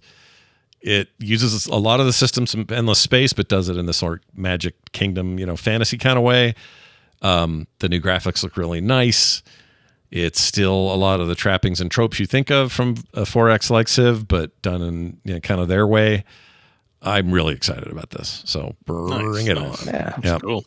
That just happened. The first one has been on my radar to play for a long time, and I've just never pulled the trigger. So the real question is, will I play the first one before 2 comes out? You probably will. If you don't, probably. You probably own it, right? Or don't you? Let me see. I probably It's only like $8 right now. It's on sale. Is that all? Oh, they're doing a sale. It's time for revenge. Scott, make John spend his money. Yeah, it's probably like $6 here. It's probably nothing. Wait, what's it called? Endless Legend? Endless Legend. Oh, it helps if I spell it correctly. Hold on. I mean, it's a 2014 I have it. game. Endless Legend. Yeah. I bought it in 2020. Play it, dude. Oh, I think I might have it too, maybe. You both should play it. I also have Dungeon of the Endless, Endless Space 2, and Endless Space Definitive Edition. Endless Space 2 all is my so good. Endle games. I love Endless Space 2. Add up your playtime on all the Endless games. Okay, hold on. Let me do that. That's a great idea. And I'll tell you mine. Okay, so I've searched the word endless. Here's my total playtime for all 4 Endless games that I own. It is 0. Ah, wonderful. Wow. I have 0 time Almost in worse than anything me. endless. I own 3. I have Dungeon of the Endless, Endless Dungeon, and Endless Space. My total playtime is 88 minutes. Jeez. So divided by 3. How do you do that? 30 minutes by game. I put Endless in my Steam. Yeah. I show all games, including uninstalled. Type Endless. Oh, I click on each one. Okay. And in the calculator, when it says like you played 17 minutes, I type 17. And then I check the next one, and it says I played 61 minutes Endless Dungeon. So on the calculator, I press Plus 61. I'm trying not. I'm not being a dick. I'm just saying you asked. I'm telling you. I'm exactly. playing more than I've played more Endless than you guys. I can't quite get the number, but it's a lot more than any of you. I think I actually really liked Dungeon of the Endless. It's just one of those things. I have 100 games. You know, It's a lot to play. I get it. I didn't need a calculator for mine. Their last game was Humankind. That came out in 2021. It was supposed to be more of a straight Civ sort of experience. It was middling in terms of reception. This is their first since then, and this is also their first no longer being bankrolled, published, and or controlled at all by Sega, who was their parent in all that. Oh, really? Else. They're out. They're out. Threw out the hedgehog. They were like, "Get out of here." So Endless Legend 2 will be them on their own. Well, publisher's Hooded Horse, whoever that is, but it's not Sega anymore. Some mysterious horse, I would imagine. Yep. No, when I click their library, they also have a game called Love Thyself. Oh, sweet. Put that on the list. Oh, you know what? These guys published Old World and Breachway. These are good games. Menace, that's a good game. Fractal, I haven't played that one. Let's see. Empire Undergrowth, that's the one with the bugs. That's supposed to be pretty good. Okay, Hooded Horse. They're no Sega, but maybe that's good. Sega. Just needed to do that. Hoodless Horse, they have to say now. Anyway, so there's that. What else? There's some rumors. Oh, this just happened today. So big thanks to Sarah Nex, who's also in our chat and who's the one that told me about this. But there are credible rumors floating around that Game Pass will be getting Heroes of the Storm next month. PC Game Pass. Oh, yeah. Time to school some new. Is there crossplay? Oh, I can't wait to school these controller players. It's gonna be great. Let's see. I'm trying to find the article. Here we go. Crash Bandicoot 4, Heroes of the Storm, and Madden NFL 25 coming to Game Pass in February. They say May. Let's see. Here we go. Prominent leaker has recently revealed that 3 games could be coming to Game Pass in Feb. Activision's Crash Bandicoot 4, It's About Time, and Blizzard's Heroes of the Storm, along with EA's Madden NFL 25. Let's see. I'm just skipping ahead here. There's a lot of commentary. They just say this guy's been right every time he's talked about a leak, really, is what it comes down to. So, okay. Well, why not? It's a game that's actively being played. Throw it on Game Pass. Do it. I like that you said February as Feb, like you and February are just good buds. Oh, yeah. Hang out a lot. That's like I do it like the kids do. Just coming out in Feb. The Feb. I say that. Oh, there's some talk that it might be Xbox. It might be PC Game Pass, right? Like, is it? Oh. This doesn't necessarily confirm. It'd be PC Game Pass. Console. Well, okay. Yeah. I mean, that's still a big. No, you took away what Beau was excited about. I want to ruin his day, and you've ruined his life. And I want to influx of new players that don't know how to play, so I can go and pad my kill count and wreck. Well, that may happen. It's going to be the same people just playing it on a different launcher. Great. Yeah. I know this is going back to a previous news story, but Scott, should I complete my Endless Legend Definitive Edition collection for 21 cents? Yes. Yes. 100%. Wow. Yeah, so they're all on sale right now, and they have the Definitive Edition bundle that comes with all the DLC, which apparently somewhere in there I got all but one DLC pack. Yeah, do that. And so when you apply the discount, the normally on sale 83-cent DLC pack is now 21 cents. Yeah, you'd be silly not to do it. I can do that with Endless Space too, which I also haven't played, but I can complete my collection of Endless Space DLC for a whopping $3.67. Jeez. Well, Endless Space 2 is so much better than 1 that I don't think anyone should even bother with 1. 1's a good game, but 2 is so good that I wouldn't even bother with it. But 2 is still a good game. It's worth playing. What? Oh shit, what? Endless Dungeon, which is their multiplayer co-op. Yeah, like Hades, shooter, which actually ran really well and enjoyed. Yeah, it's all right. They have an Ichiban and Kiryu skin pack. Oh my what? God. It's free. 21 cents plus a free pack for those guys. What are you even doing? Get in there. Get that done. Oh damn! I want to play as Ichiban. And Kiryu, both of them. That's amazing. Your 2 favorite characters in one place, running through a dungeon in a totally different game. It's exactly what the doctor ordered. Sega. Thanks, Sega. Still giving us what we want all these years later. All right. Oh, there's an Amplitude franchise sale going on right now. That would explain the deep discount. Yeah, they did it because they announced Endless 2. Right. Endless, now I've forgotten what the hell this is called. Endless Legend 2. And along with that, launched the sale. So you're good to go. They're actually, I think they're still having there's a RTS sale happening. And yeah. Lots of good deals. Age of Empires 4 is fantastic. That thing's down to like 19. Actually, it ends Monday, so this weekend is your last weekend to get in there. Sale. Finally, Fortnite has 58 creators that got paid over $1 million in 2024, and 7 of those made over 10 million. So hold on. That each of these 58 creators made at least $1 million each, and 7 of those made 10 million. Do I have that number right? That's insane. Yeah, that's crazy. What are they creating? 7 people made 10 million. That's why I put this article, and I think John can explain it to us. I don't know. No, I have no idea. I don't know how they make. Maybe I should be doing that. What am I doing? Well, let's see. 58 people made more than $1 million in Fortnite, with many making a lot more. Let's see. Single years, other stats. I'm trying to find what they made. Epic says it paid out a total of $352 million to creators in 2024. Trying to find out what it is. Oh, so it's playing games made by creators. So people are making games in Fortnite. So Fortnite has become something of a launcher for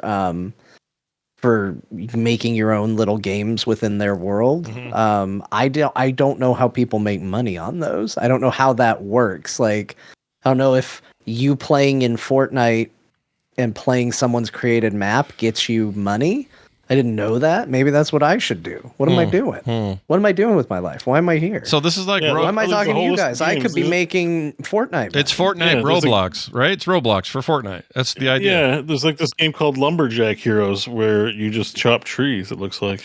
I have played some creator maps. I usually do it when I just don't want to feel the sting of loss in regular Fortnite, but I need that sweet XP from my battle pass.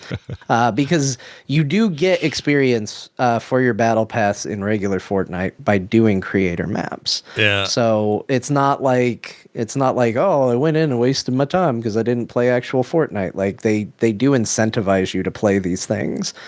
And there are some interesting things there. I played one where it was essentially the like sitting down at my PC equivalent of a mobile game. I was putting presents together to put in Santa's sleigh, and I was getting free XP from my battle pass while watching Netflix is what happened. Yeah. So yeah.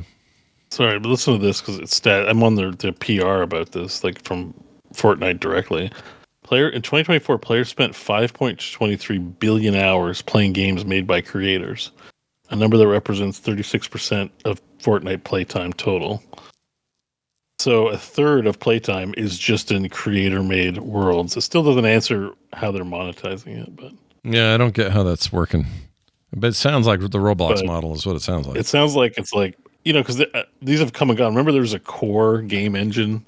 It's like log into Core and play creator-made games, and like nobody. It sounds like it was popular for a very small time, and it's kind of dead. Yeah. It's kind of that, but working. Like you said, Roblox I think does this too, right? Yeah. But they must have to pay for access to some of these premium experiences. I want to say StarCraft had some paid creator maps too with their arcade. Yeah, I remember them experimenting with something like that.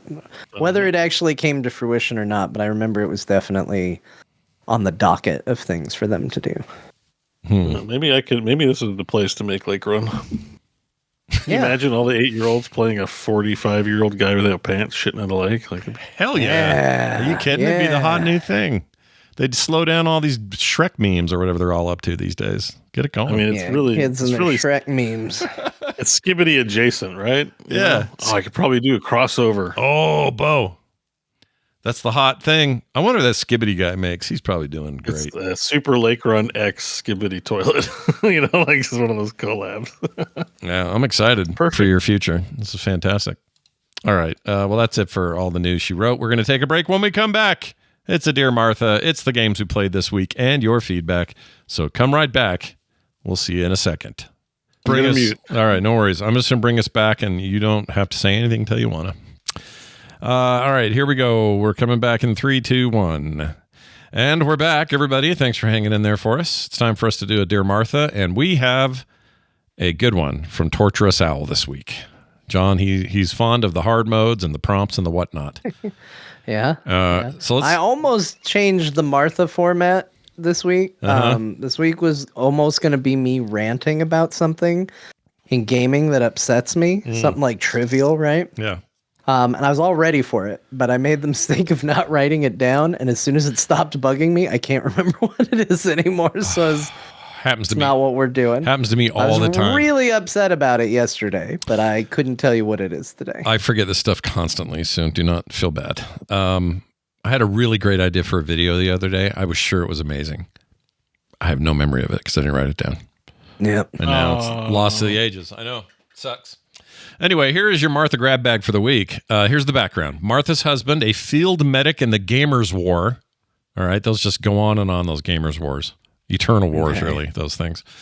Whoops, I got in front of my thing here. Here it goes. Often deals with the fallout of games facing harsh reviews. One young recruit he mentioned, a promising new game, was critically injured by bad reviews and died on the modding table. All right, here's your prompt. John must write to Martha, expressing his anguish over the game's untimely death and grappling with how to inform its family, the game studio. All right.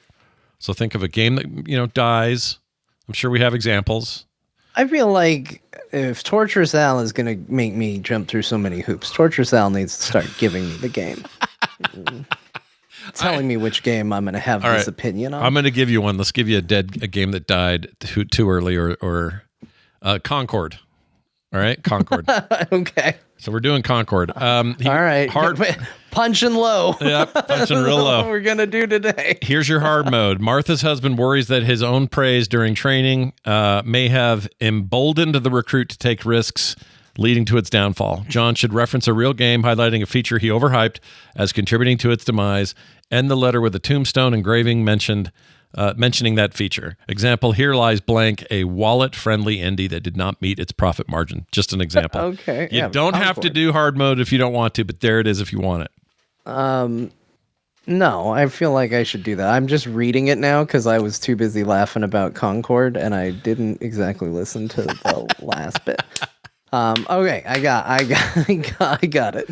Excellent. Here it comes, everybody. Enjoy.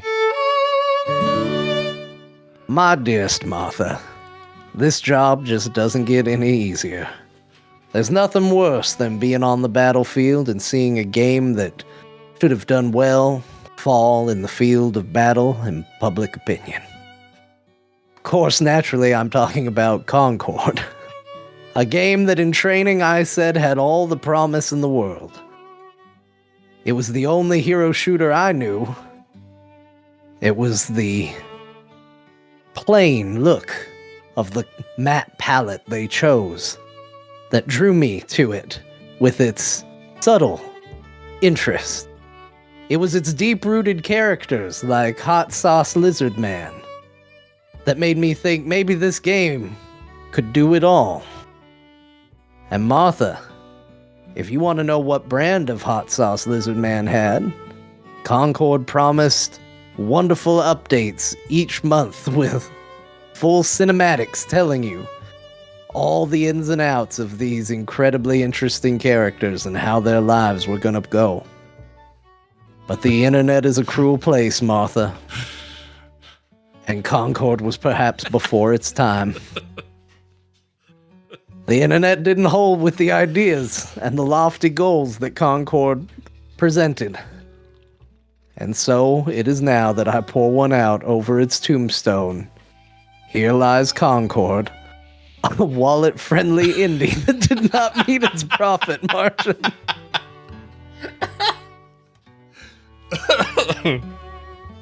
Oh my gosh. You're gonna finish it with yours in this live, sad man. Sad man. That's awesome. I was like, he's not gonna do the thing he usually does at the end. No, I was looking up. You had like historical footage showing. I just got kind of captivated. Well, it's Civil War veterans talking about their hard times on the front. That kind of stuff.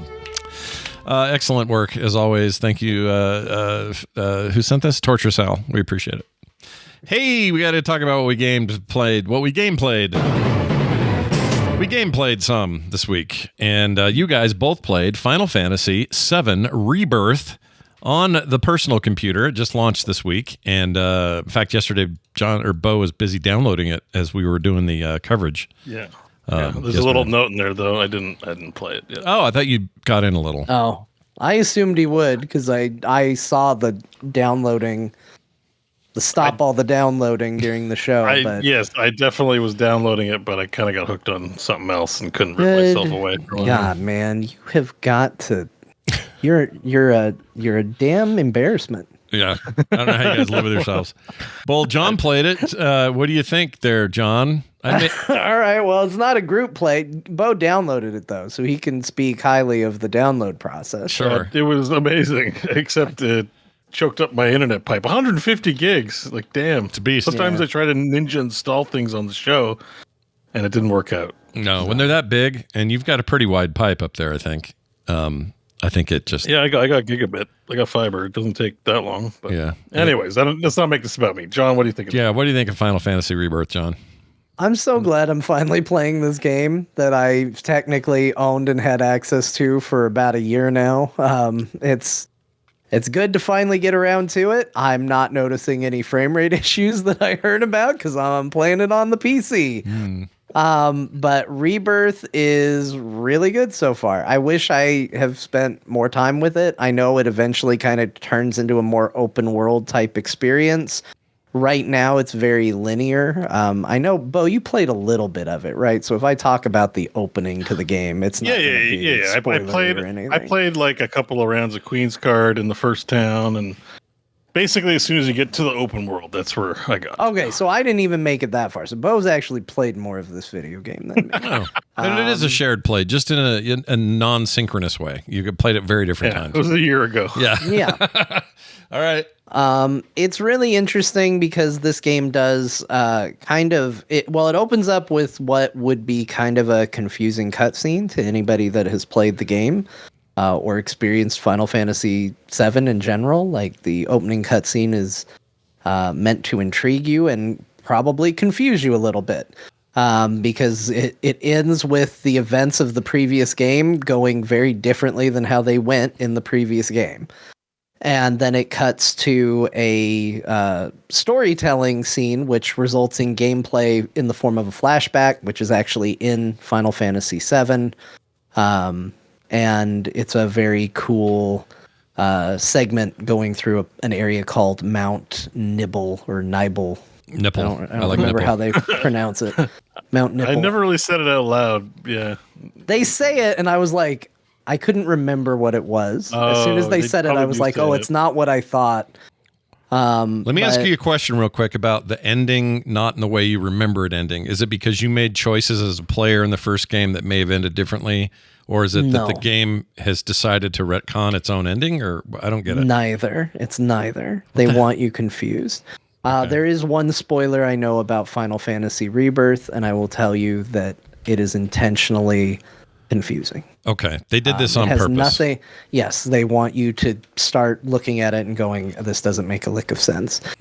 Because, interestingly enough, spoilers for Final Fantasy VII Remake, a remake of a game that came out for the PlayStation, but it is different, so worth noting.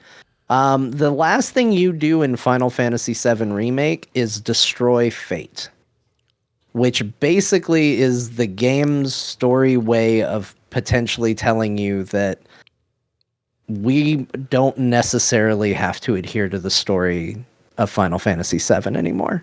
Now, so far, they have perfectly adhered to the story of Final Fantasy VII after doing it, but that was the point of the final boss. The final boss of Final Fantasy VII Remake is Fate. You destroy it. I called it Twitter because, in my opinion, they always showed up whenever the game was deviating from the original story, so I always thought of it as Twitter coming in and being like, you can't do that! That's not how it was in the original! But you destroy that force at the end of Remake, so now the world can essentially go any direction. free of Fate directing it. So The clue's kind of in the name. So the first one's called Remake, but the second one isn't called Remake. yeah, It's called Rebirth. So, yeah, we've talked about this at length. Where I just want to play the original game with better graphics. So I don't. You don't I'm like reserving this. judgment. You're not a fan of this Maybe I change. will like it, Yeah. but like Dead Space Remake is literally the first game. I'm pretty sure you can map that almost 1-to-1, and I was very happy with that. And I think that's a tough thing to stick to. Beau is one of those Twitter ghosts. Maybe. Like, Beau died at the end of Final Fantasy Remake. I was sufficiently impressed and loved the first one enough to be like, okay, let's see see where we're going. But I can't tell you yet. I have to play the game. Yeah. So far, it's actually following it pretty close, though. Yes, so that was I'm like, ironically, despite the fact that you free yourself from the shackles of Final Fantasy VII's story, it then proceeds to do exactly what Final Fantasy VII did. But it opens with it's like flashback, right? Like it's that moment where Sephiroth goes cyber psycho, basically. So which I love. I love that moment. You get the story. Like basically, it is Cloud telling the story of how he knows Sephiroth. You get to see him as a good guy because he's considered a hero in the world at the time. And you get to see that side of him. And I always thought it was very cool that Final Fantasy VII explored that it wasn't just like, oh, what a twist. The person who was a hero was evil all along. Like you kind of get your Anakin Skywalker. This is the fall of somebody who was a decent person, maybe. And I think that's a really interesting story. So that's all I've gotten to see so far. It looks great. It plays great. I think the improvements they've made to the gameplay, I kind of went in expecting it to just be everything the same from Remake, but now in a new story. And that's not it. They've actually refined the gameplay quite a bit in a couple of ways, giving you a little more freedom of movement, modified the way certain things control, modify the way you use certain abilities.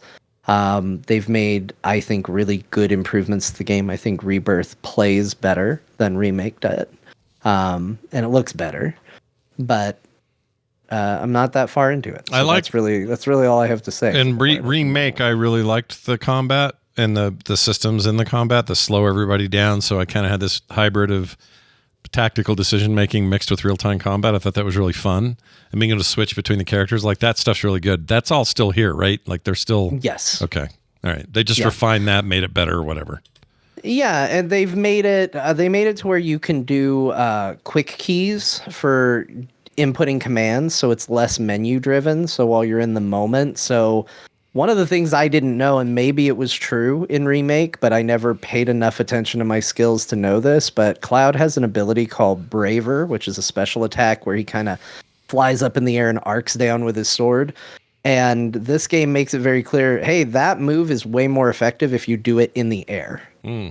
And I was like, oh, I never really thought about that. And sometimes you will do an aerial juggle. You'll be up in the air attacking enemies, and all of a sudden, using that ability does become more viable. Well, you may not want to slow down the action and select the command and think about it in the moment. So they've given lots of shortcuts to do double up maneuvers with your partners, like synchronous things where you can work with other characters in your party and shortcut those abilities, which Chad is telling me existed, but they didn't tutorialize that properly to me because I didn't know about it till this time. So if it did exist, they didn't teach me it right. They did this time. So there you go. All right. That's where it is. That seems like positive praise overall, though. You seem like you're, into it. It's a good game. Yeah. Yeah, it's really good. And I assume this probably means you finished the other one, which we'll get to here in a minute. But yes, Beau, go ahead. I'm just because I kind of got hung up a little bit on the name because it's Rebirth and Remake. Yeah. The third one's going to be a something, right? Do we have? Yeah, they've already announced what it is. What they is did. it? It's rebate. It's Retrobate. Rebate. Retrobate. Retrobate. Raw. Rip off. I have no idea. I don't know. I'm making all this up. I was like, oh, let's guess, but I guess it's already. It's called Reunion. Wait, no, hold on. No, that's something different. Hold on. What is it called? Reunion sounds good. Like that would be It would be a good name. Have they not announced it? Reunion is a fan theory. Okay. They haven't announced it. It's gonna be something. So because they're doing the Matrix thing where all the Matrix sequels are a re-something. So these are all a re-something. Oh, they could remake, Rebirth, Rebound, restart. That'd be funny. What if the third game is like, just guess what? There's 50 more Final Fantasy VII games coming.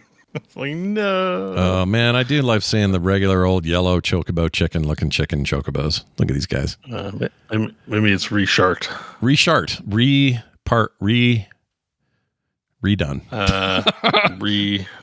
It would be really great if it was just a remake or restart and it was the old isometric top-down view game. Yeah. That would be funny. JK, we're just starting the game all over again. Yep. JK, everybody. I don't know. Cool. Let's move on to some other games. I immediately played this. After Beau and I finished, I went and got this and played it like right away and thought I would just poke my head in. I ended up playing a crap ton of Ninja Gaiden 2 Black. It turns out this game's rad. And I played it back in the day, like the various versions of the 3D Gaiden games, but I didn't play all that much because they were so prohibitively hard. I just felt like I just felt like I had better stuff to do and I wouldn't get as frustrated.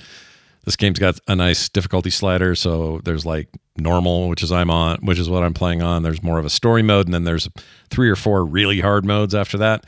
It's nice that they gave me some options, and I feel pretty good with what normal is. But anyway, I played like crazy. I couldn't stop. I had to go somewhere, so I played right up until the moment I had to leave.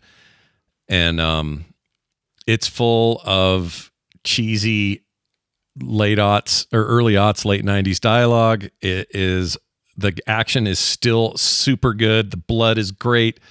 The just feeling of like zipping around and taking dudes out and doing combos and trying different weapons feels real good. I like the staff a lot, so I'm kind of hanging with the staff at the moment. I just really like how it animates and plays. And turns out Ninja Gaiden still rad. And it, like I said earlier in the show, it makes me want to play the new one. Like I really now I'm excited to actually get in there. It also runs beautifully on my machine. It's all redone in Unreal 5, I believe. It is it was something I was going to say about the control. What was it? I forgot. Anyway, just fast, satisfying, ridiculous, over the top, great kills. It reminds me of that era when it was like this and God of War. The original God of Wars were much more action oriented like this. I missed that era. That was a fun time to play games. And this game knows exactly what it is. It's not trying to be anything else. And it's true to the original that it's replicating here. And I think it's very good. So give this a shot. For like a game that's a remaster, because I'm pretty sure they keep saying remaster, not remake. This looks insanely good. Oh, yeah. No, isn't this like an Xbox era game or the Xbox 360 era game? Yeah, like an original 360 game. It looks so good. Yeah, I agree. I'm shocked that this is a remaster. This is the closest I've ever gotten with a remaster to going, wait a minute, did they remaster it or is this a remake of the game? They could have easily called this remake because there's no, like, this is a full engine redo. Like it's not just hey, we upped textures and gave it 4K resolution like that. Yeah, it's an Unreal 5. Yeah. And it's gorgeous. Like it feels like a new game when I'm playing. I was playing this and going, oh, it's a new game. Like it doesn't even feel like an old game. The only way it feels like an old game is in some ways it's very linear in terms of what it wants you to do. It's like keep moving, kill ninjas, hit a save thing, open a crate, go kill more ninjas. Like it's save the princess is really the idea. But it's done in such a modern look. I mean, you're right. It does not feel like an old game, like at all. No, like you usually like look at this and then go look up, not to besmirch it. I'm sure it's a fine game, but I'm just for compare and contrast, look up Star Wars Bounty Hunter, which is also a 360 era remaster. Yeah. And look at the difference in that. Now that's, probably just an up-res, same engine, all of that. But that looks like a 360 game that they put some texture work on. Yeah. This looks like a brand new freaking game. It's crazy. Yeah. That's a really good way of putting it. I think that they really went all out, and we didn't know it was coming, and it dropped the same day that they announced it.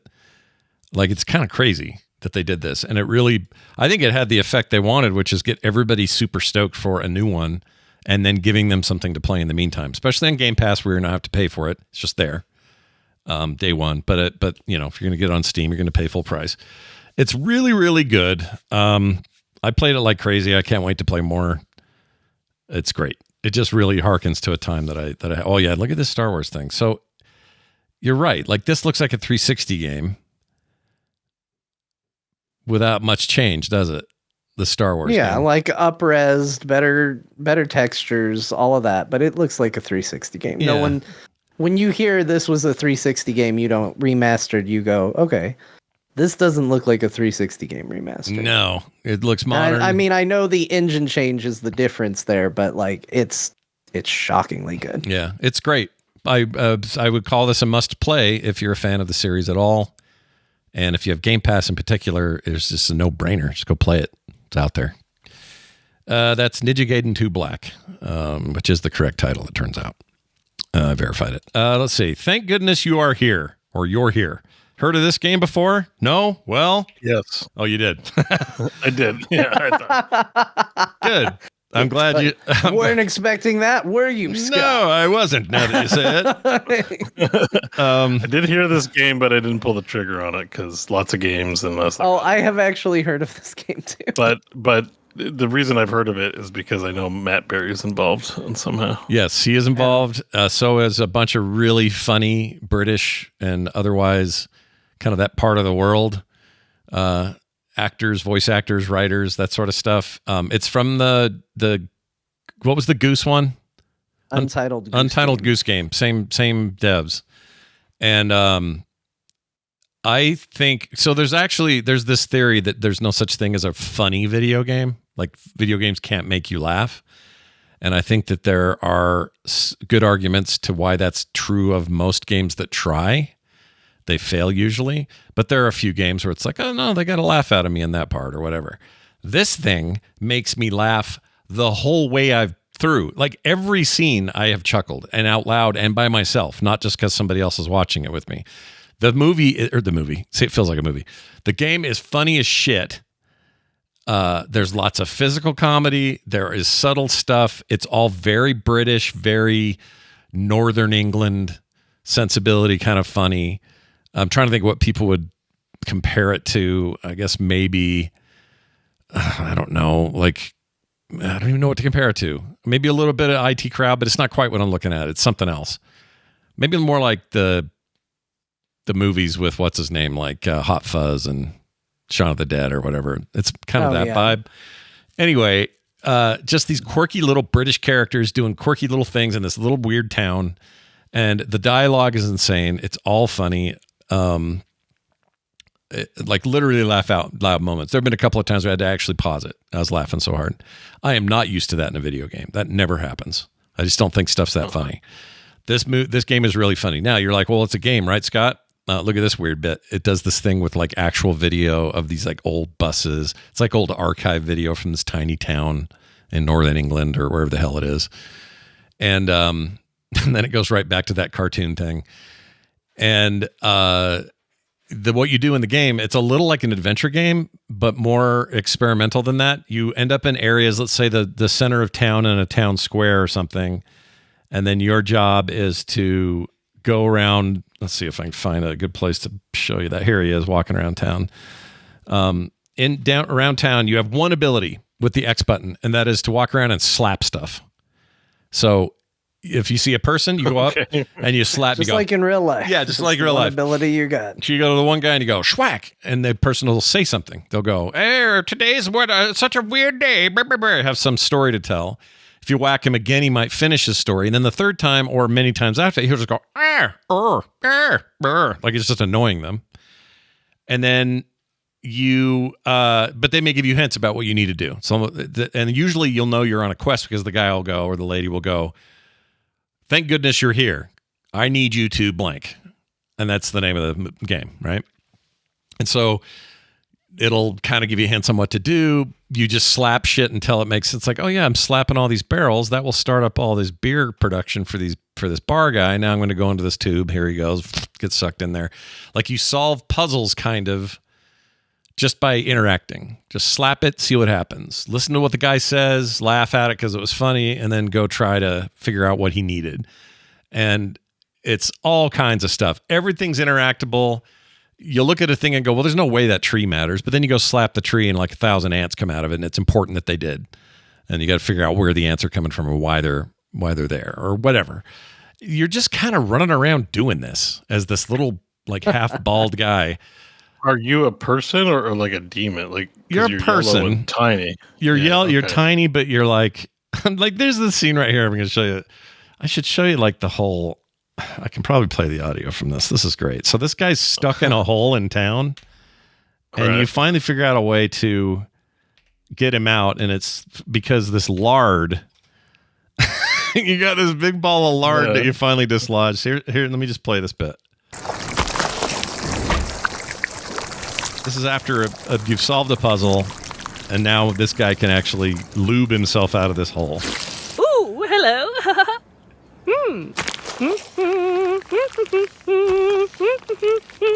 For some reason, he does it on his armpits. It makes no sense. Rightio, chaps. Ready for one last tuggaroo? Grab a hold of my forum. On my mark.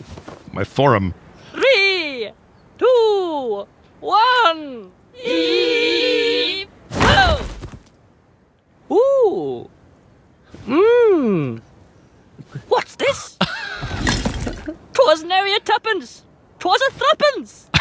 Pray tell, young threepence, where best to spend ye? It's just weird shit. It's really weird and great. That's goofy and creative. I never like a good time. Yeah. You're going to help me pull the trigger on that one, probably. It was on sale. That one's been on my wish list, and I kind of. It was on sale, and I was like, I may as well go for it. I'd heard it was great. It's got overwhelmingly positive reviews. A lot of people were like, my favorite game of the year lists. And I was just like, I got to try it. And so far, it's great. Runs perfectly on Steam Deck and PC, of course, and it runs beautifully. I just absolutely love this game so far. I'm not super far because I'm actually kind of bad. The puzzles aren't obvious. Not good at slapping people. I mean, I'm good at slapping people, but it's not always obvious why I need to slap a thing or when to do it or things like that. The game is meant to make you think like absurdly, and it's good at doing that, but also cracking you up while you do it. And usually I find that kind of frustrating that I don't know where I'm supposed to go next or what to click next or what to slap next. But the game is so charmingly goofball all the time that it's fun even when I'm not sure what to do. I really like it. I think people will too. So it's called Thank Goodness You're Here and is available, I think, everywhere. I think it's on Switch. I know it's on Switch. It's on Switch, PC, and the two console manufacturers, Sony and Microsoft. You know them. You know them. You love them. Well said. Yeah, thank you. I also played, remember Dome Keeper, John? You played Dome Keeper. Remember that? Yeah. All right. I did. I like Dome Keeper quite a bit, and I was in the mood for something. Whoa, now I have audio. Hold on. I wanted to play something kind of Dome Keeper-ish, and something went on sale that is very Dome Keeper-ish, and it is called Wall World. And that may sound weird, but you basically are in this this big crab ship that climbs the wall. You can see kind of hear what's going on in this video. For those at home, it's like a giant mech with multiple legs, kind of spiderish, walking up a hill. And you're looking for these starts of a mine. They're usually just like little crusty holes in the side of this wall. And when you find one, you want to latch onto it and go inside, and you want to mine for stuff, find things. Sometimes there's just treasure in there, items that you want to use, whatever. And while you're in there, you have attacks that come very much like, again, under the Dome Keeper thing. Here he goes. He's going to find this hole right here. sticks his little bum in there. Oh, he's got to fight first. So you go out there and you fight. Very similar in the dome. It's kind of a dome. You move your gun around. You fire at the things that are coming at you. Clear the waves. I know someone's going to say, Scott, I thought you hated tower defense. Isn't this tower defense? Not exactly. I mean, I understand the point. I understand why people say it, but I don't feel like it's tower defense. Anyway, you kill the aliens who have been trying to take down your thing. And then you go in there and you get more stuff. And then you go back and you spend the money that you incur by doing the mining with this big laser, and you buy your upgrades. And then you last longer next time and get more stuff. And it really is Dome Keeper from a basic game loop standpoint. But I'm finding it more compelling level to level. And I don't know why. I can't even tell you why. There's something going on here. I don't know what it is that's making me more interested. Maybe it's as you can see, you're pretty rapidly doing this. Like there's a speed at which you mine and grab stuff and vacuum up stuff and go back to your ship. And I think that's helping, because the other one's real slow when you're mining. Like you're just kind of making your way through these little tunnels, and it's always the same mine really, and that sort of thing. You're always looking for new mines here. So you can clear this mine out, empty of it, all of its resources, and then get back in your big claw or your big crab and climb up or down the wall again and find another mine. And I think that's maybe the variety that the other one's missing, that I think I like this a little bit better as far as this kind of game goes. You upgrade all kinds of things, including speed, the power of your laser. Some of those upgrades happen mid-game while you're playing. Others happen permanently when you go back to starting a new run and you spend those currencies. I feel like people in the roguelike world know exactly what I'm talking about, so I'm kind of over-explaining it. But it's, roguelike sort of upgrade your shit, come back later, try it again. That kind of, it's that. Rinse and repeat. There's your upgrades right there. And it's good. It just is a nice loop. I also really like the look of it. The idea that you're on this giant wall. Oh, this is a world with nothing but just gigantic stone faces to climb. There's no flat land to live on. So it's like sideways mining. Yeah. Yeah. Mining doesn't work that way. You go down, but it's the neat thing about this game. Seems like that's the whole vibe. Exactly. And it really does nail it. And it has kind of just a cool, I don't know, just kind of want to see this world in like an anime or something. Like, I don't know what it is about it, but there's something cool about the way the world's. No, it's a cool concept for sure. Yeah. But I'd be lying if I said this was not derivative of Minekeeper. It's really the same game, or I don't know if genre is the right term, but it's kind of the same in that way. But I think there's some refinements here that just make it more fun. Minekeeper, sorry, Dome Keeper. Yeah, I keep saying Minekeeper. I don't know why. Yeah, Minekeeper. Both John and I have played and talked about a bit. It's fun. It's awesome. There's that good Made in Godot engine. I think this might be too. It's just the loop is really good, but I feel like I get to the loop faster in this, and it's just respects my time more. I think that's what I like about it the most. So even when I lose, it's like, all right, I did better that time, and I can kind of gauge it, and it just feels like I know when I'm doing better. Whereas Dome Keeper was a little more like, all right, I'm probably gonna have to do 30 of these before it feels good, because I'm slow digging, and these rocks are harder, and I don't know what it is, but this just has a faster beat to it, and I really like it. So I got super into this. Again, another Steam Deck showpiece, works great on there. And would recommend this to anyone who thinks what I said is interesting. So go check it out. It is called, what is it called? It is called Wall World. Wall World. Yep. It's a world of walls. Literally the whole premise of this planet is that it's nothing but sheer walls everywhere. The polar ice caps have melted, leaving a world only covered in walls. That's right. Sometimes those walls yield... that's the other thing. One of the upgrades is that your crab can leap forward up or down to make, big giant leap to get up there fast. There's some cool shit going on is all I'm saying. And I like mechs. So it's kind of a mech game in a weird way. Finally, Lonely Mountain Snowriders. Guys. I'm glad you added this because I saw this game and I couldn't explain why I was so compelled by it. But I added it to my wish list and then only saw today that it was on Gamepass and I could play it. Mm-hmm.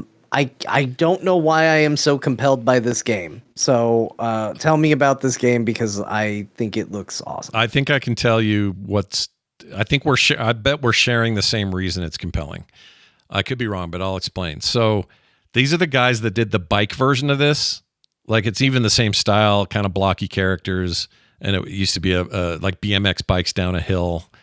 I forgot the name of it though. Something Hill Riders. Anyway, the goal. I think it was like called Lonely Mountain Downhill. Downhill something. Down Mountain. Down Mountain Hill. Something like that. Down Mountain.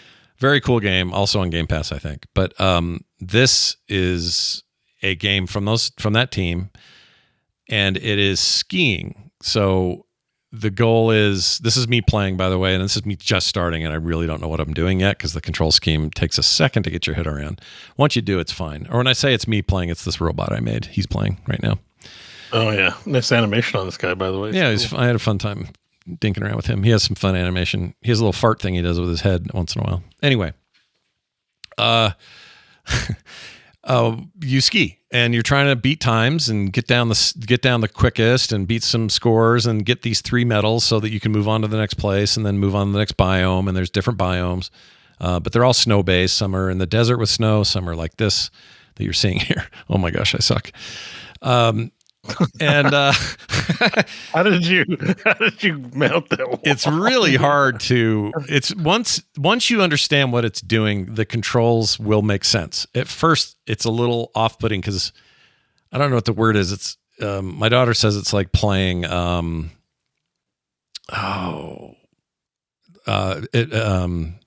Geometry Wars. That's what she said. It's like playing Geometry Wars. Down, like when you're going up with a stick. Oh shit, Scott! This is the worst video. Oh wow, you picked the best bit of gameplay. I'm gonna skip ahead. You biffing instantly over and over and over. I'm gonna get to where there's like me winning. The first place you skipped ahead. I saw press X to respawn. Yeah. I mean, I'll admit it does take some getting used to, but I got used to it. Yeah, it looks hard to control. I can see. Yeah, and kind of on purpose. Also, the brakes, which aren't really brakes, they're more like skids. Like you skid into a turn. Once you get better with that, it's kind of game changer. It's pretty great. But you make all these runs. You're trying to unlock all your extra skis. Here's me being really stupid. I thought I had to go across the lake. I didn't at all. I don't know why I did this. You really just turned right off the path. Yeah, and that's another thing with this and the bike one is that you're always trying to figure out what is my path. How do I get there? And then you realize, oh shoot, I'm supposed to go left, not right. So it's a little bit of trial and error. What I really like about this game, and I can't remember if the downhill one did this or not. The footage is so distracting. It's a perfect. I just watched you run into a really rock from a mile away. Mm-hmm. This really long run where he was going down and going across the lake. The next run attempt, he went 3 feet and hit a rock and died instantly. It's a great stream game because you just are. What the hell's going on here? You're totally just like. Screen. I'm yelling at my screen. The chat room's having a great time. Like it's silly as hell. Oh, there's the turn. I should have just gone there. Anyway, one thing I like about it, as you can see, you leave a trail in the snow and the powder as you're going. Oh, Scott. Oh shit! It's hard watching me. We gotta stop showing the phone. I gotta quit looking at me. It's so distracting. You're not a good skier. I'm not. I'm terrible. I live in ski country and I can't even really ski. So shows what I should be doing. I'm not either. This isn't me judging. It's just really. It's funny. Well, anyway, it is funny and it makes for a good stream, but also it's really challenging and it's a fun. It just feels really good. So that's where I want to focus now. So as you can see, I'm leaving a trail in the powder. Those stay between that and me trying again. So I can kind of see it's strategic because you can see, well, that's where I went wrong. Avoid that path that I just took, right? Avoid that rock. Avoid that rock.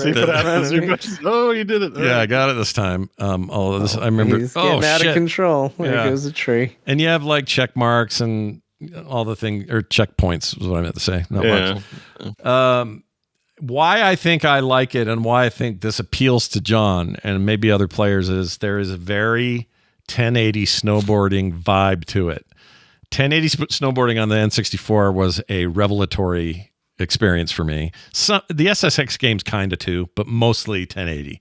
For whatever reason, 1080 captured a feeling that they never quite reproduced. Same with Wave Race. I don't know what those people are up to over there, but they just could never, even with their direct sequels, they could not make it feel right the way it felt in that first game. And there's just like this feeling of hitting powder and having it feel kind of like powder and almost like it's soft and you can feel the floatiness and the turns are they just feel good. Yeah. And the light coming off the snow, you can see all the sparklies. It just reminds me of being a kid and getting up in the morning and the fresh snow and all the sun on the snow. It's just like this feeling. Got a good vibe to it. Well, I played that stupid ski-free game so much. Like, I'm half expecting a Yeti to just come out and eat you.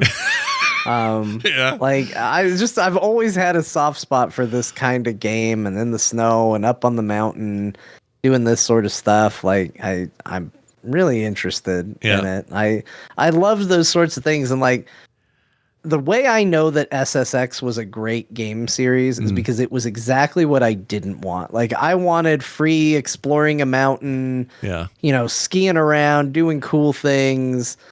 And SSX was like, no, it's a race. Yeah, we spray painted all the snow bright colors. We put lights everywhere. And I was like, that is not what I want. And then I still love that franchise so much. Yeah. But this feels like kind of what I was looking for back then. He also, when he slams into things and dies, he goes, "Arr!" Like, it's really got great sound and stuff. You can choose. Based on this footage, you would know. Yeah, that's true. It's pretty frequent. Embarrassing, but I really like it. It's to the point where I think I may end up purchasing this so that I don't lose it if it ever gets pulled from Game Pass. But that is where I'm playing it. It's Game Pass. I gotta try it. That's cool. And you unlock these outfits and spend currency on better skis and you level up, move to different things. Let's see if I have the desert biome. Here we go. So I played some of that. It's just cool looking, like just snow-topped red rock and oh shit. I could feel it. There's just the momentum and physics to it that really is a vibe. I love it. So I'm going to huge recommend this one. I think this is for everyone. Everybody should play this. Even if you suck, just keep at it. And it's great. It's called Lonely Mountain Snowriders. It's on Game Pass, as well as many other places. One final mention, while I was on Game Pass, I was like, oh, they have that Aliens Dark Ascent game that I wanted to try. You know what I'm talking about? Is it Dark Ascent or Dark Descent? Because those are two very different things. I think it's Descent. You said Ascent. Oh, I meant shit. I meant it's because I can't snow. I can't ski. So I'm ascenting, descending. Help! I can't snow. Help! I can't snow. It's Descent, right? Hold on. I don't know. You don't know anymore. You've said both. There it is. One, you said the other. It is Dark Descent. Okay. So, Dark Descent is an aliens game. Sort of the perspective on it is XCOM style. But the fighting is more like what do I compare it to? Commandos. Remember Commandos, where it's kind of real time, but it was still strategic about where you stood and how long you stood there, and then move to this cover and then do a thing and try again if you suck and all that. It's kind of like that. So far, this is really cool. This game is like kind of awesome. I only have one complaint. That is some of the acting's real bad, but the graphics are super nice. Let's see if I can get to where they open up this. Yeah, I think there's this cutscene coming up. I swear, if you skip to a spot of you snowboarding into a tree, I'm gonna lose it. And they got these people who are stylistically created. This isn't like a hyper realistic character thing, but it looks really sharp, really nice. Something goes wrong. You're on a station. Some a-hole let out a bunch of xenomorphs that were in cryostasis. And as a result, they have gone wild and tried to kill everybody. And it's set in the Aliens timeline, so I think somewhere around when that was happening. And it gets crazy and looks great doing it. I'm not that far, so I can't really say, oh, this has been a great experience so far. But so far, I like it. I like it a lot. Very early, though. I'm not far enough to really say much. Worth checking out, though, on Game Pass, Steam, everywhere else. And it's only, let's see. What is it on sale Steam? for $24. $24, yeah. Canadian. So Yeah. I don't know what that is. And Probably 19 here. Ameribucks. Amera dollars. Anyway, I really like it so far. I will keep playing it and see how it sticks. John, Yes. we talked about Final Fantasy. Let's talk about that Berzerker game because I kind of want that game. I played a demo. I played the first Berzerker Khazan demo, which is on Steam. This was a game that got shown off not too long ago. Looked like it could be a third-person action game or a Souls-like game, and has wound up being what I think is one of the coolest-looking video games I've played in a while. I love the look of this thing. It just looks freaking cool.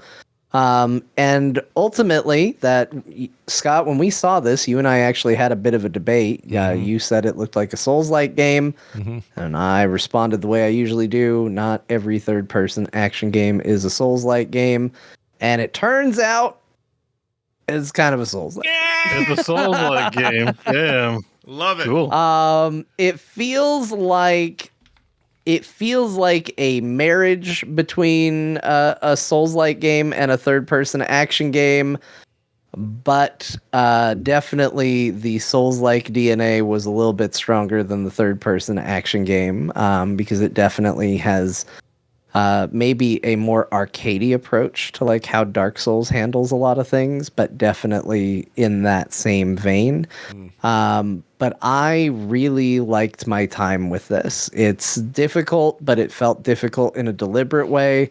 I think the thing that was the hardest for me to experience with this game is I've gotten very used to in video games that if you successfully parry, especially if you get the good parry, we all know what we're talking about. The good parry. You timed it right. That cancels the attack animation of the enemies. That does not happen in this game. If they are doing a 3-hit combo and you perfect parry the first hit, they will still do the second and third hit.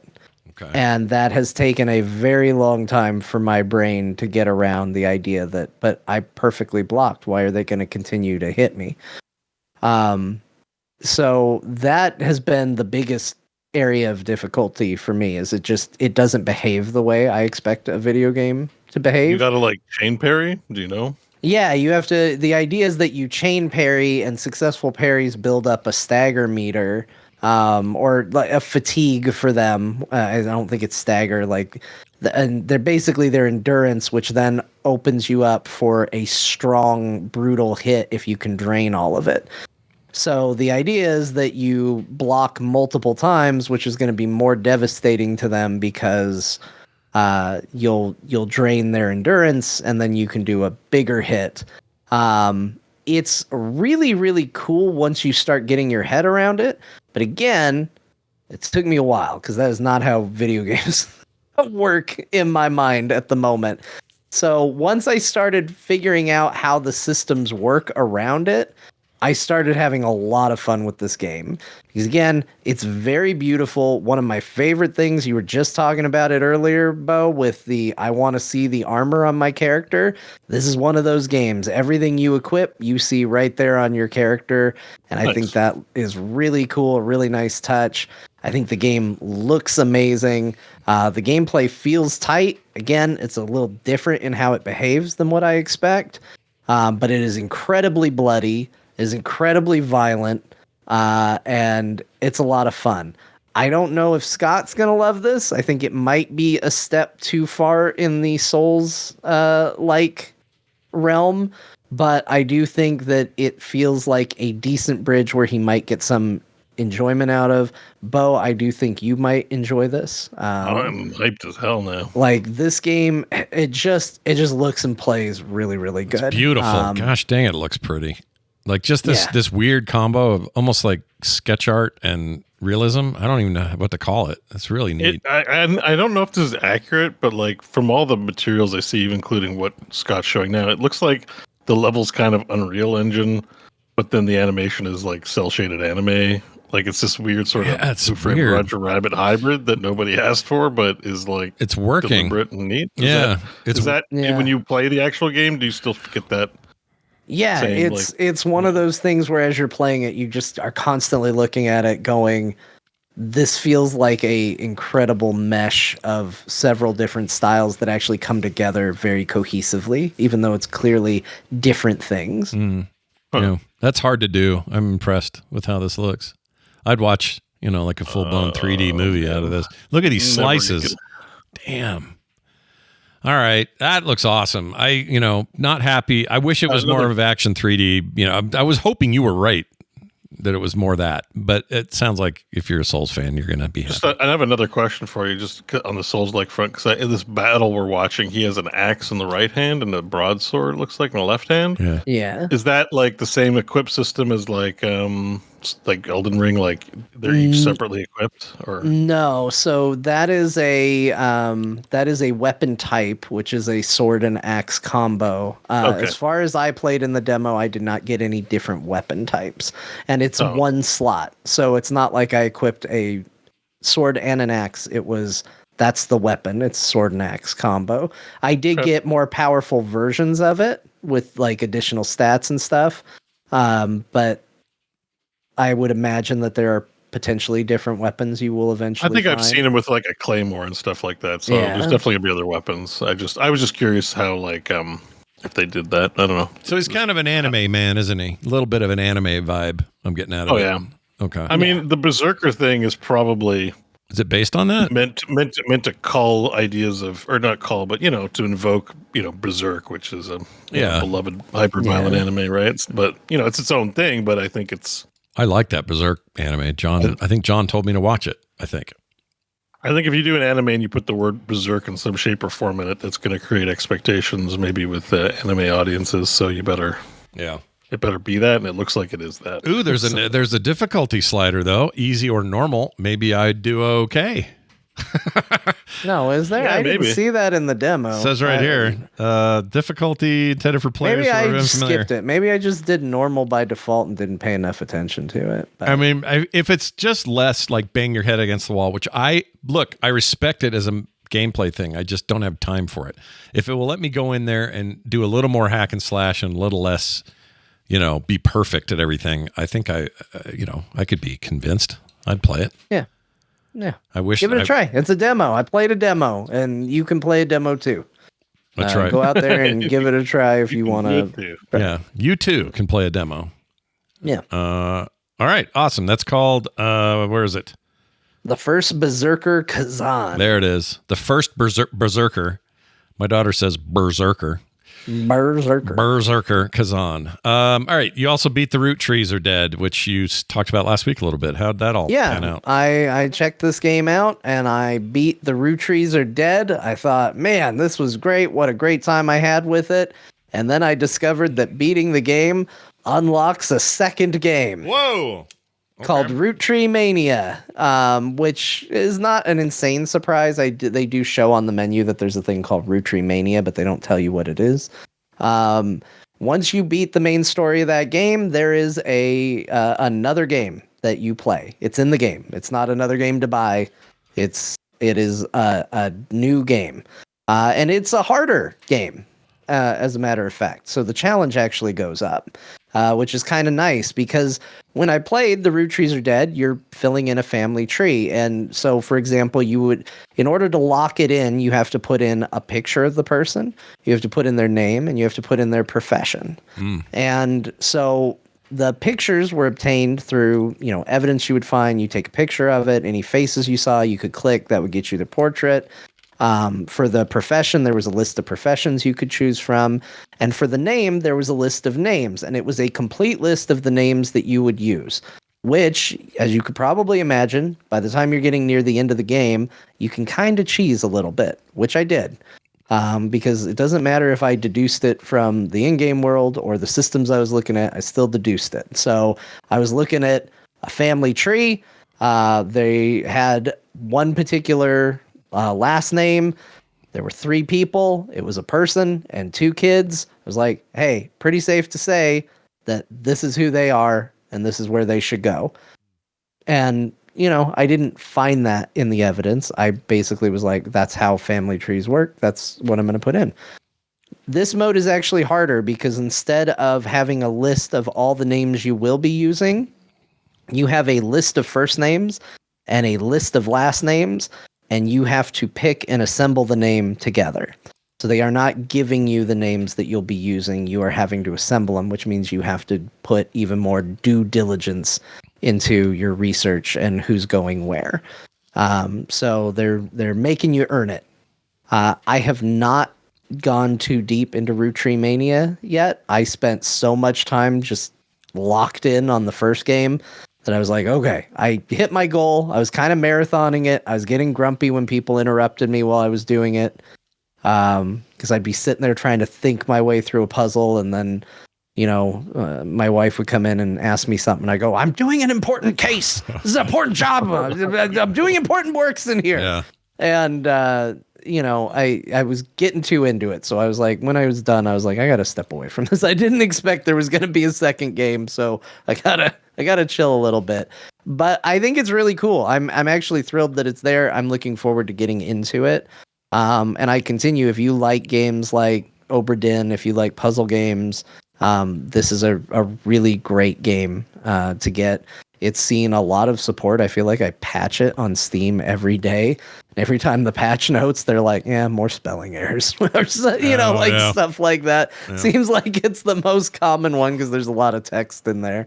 But they're doing a good job with it. And I highly recommend it. You are not the only one to be praising this thing. It's getting a lot of buzz. I like deduction games. I have to be in the right focused brain set to do it, which is kind of rare for me.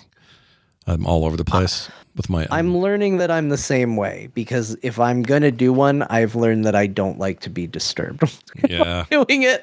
And I have a house where I get disturbed very frequently. And so it's like, I kind of learned quickly, like, okay, you've got to pick your right time to do this, because it just led to a lot of me being agitated all the time. Yeah. I couldn't figure out why I was on edge all the time. I'm like, why am I so frustrated? I think that's why the Phoenix Wright games are my speed, because they're a good mix of, you need to be deductive and pay attention, but you also just kind of have a number of lives, and you just have to, you know what I mean? Like, it's more of a video game. So I kind of like the hybrid, or that duck game you recommended. I really like it. Duck. the Duck Detective. Yeah, Duck Detective is freaking fantastic. And also a little more that speed of, like, I don't have to be so hard in. But Obra Dinn, that game, you need to freaking pay damned attention. You can't just walk in there. Obra Dinn is so good, though. Scott, keep playing Obra Dinn. I know. I need to get back to it. I love that guy. He needs to make more games, though. What the hell's going on with him? I guess or play the ones he's made. Even if you don't play the game, just go listen to the soundtrack. I love the soundtrack. I do listen to that here and there. It's very good. All right, excellent. That is The Roottrees Are Dead. And John also played Cat Quest and Resident Evil on a Steam Deck. Tell me more about your time there. Hey, that's basically it. No, we'll talk about Resident Evil first, because you all know what that is. I played Resident Evil on the Steam Deck, and it plays well on the Steam Deck. There's not a lot more to say to it than that. But in my effort to play more games on the Steam Deck, that was one of them.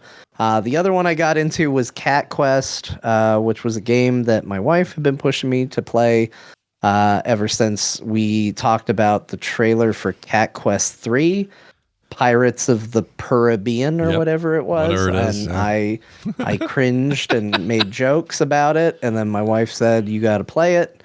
And she convinced me to get them. And I started playing it. And you know what?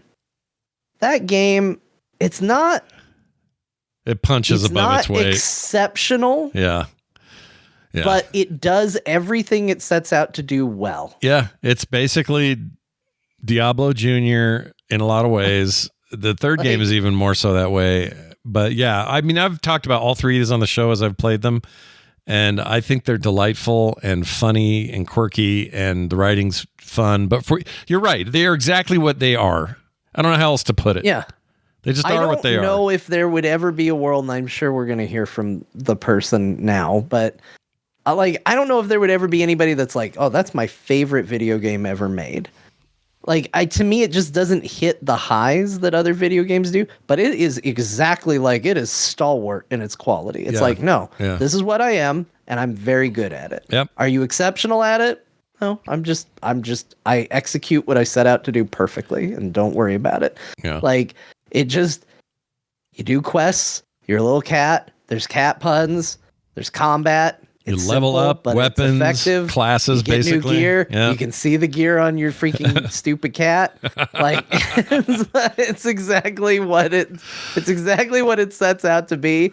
And you know what? As a result, sometimes when video games do that, it makes the video game a lot of fun. Yeah. And it's like that they set the bar where it was and they achieved it, and it's great. I would recommend Cat Quest to people. I would too, especially because that first one's so cheap. 2's pretty good too. I think 3's the pinnacle. 3's very good.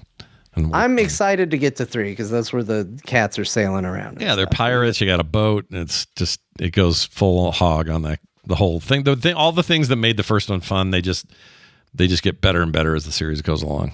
And I'm glad it exists. But you're right. It's Cat Quest. You're a cat. You're going to do quests, and it's competent at doing those, and it's fun and it's rewarding. It's a video game.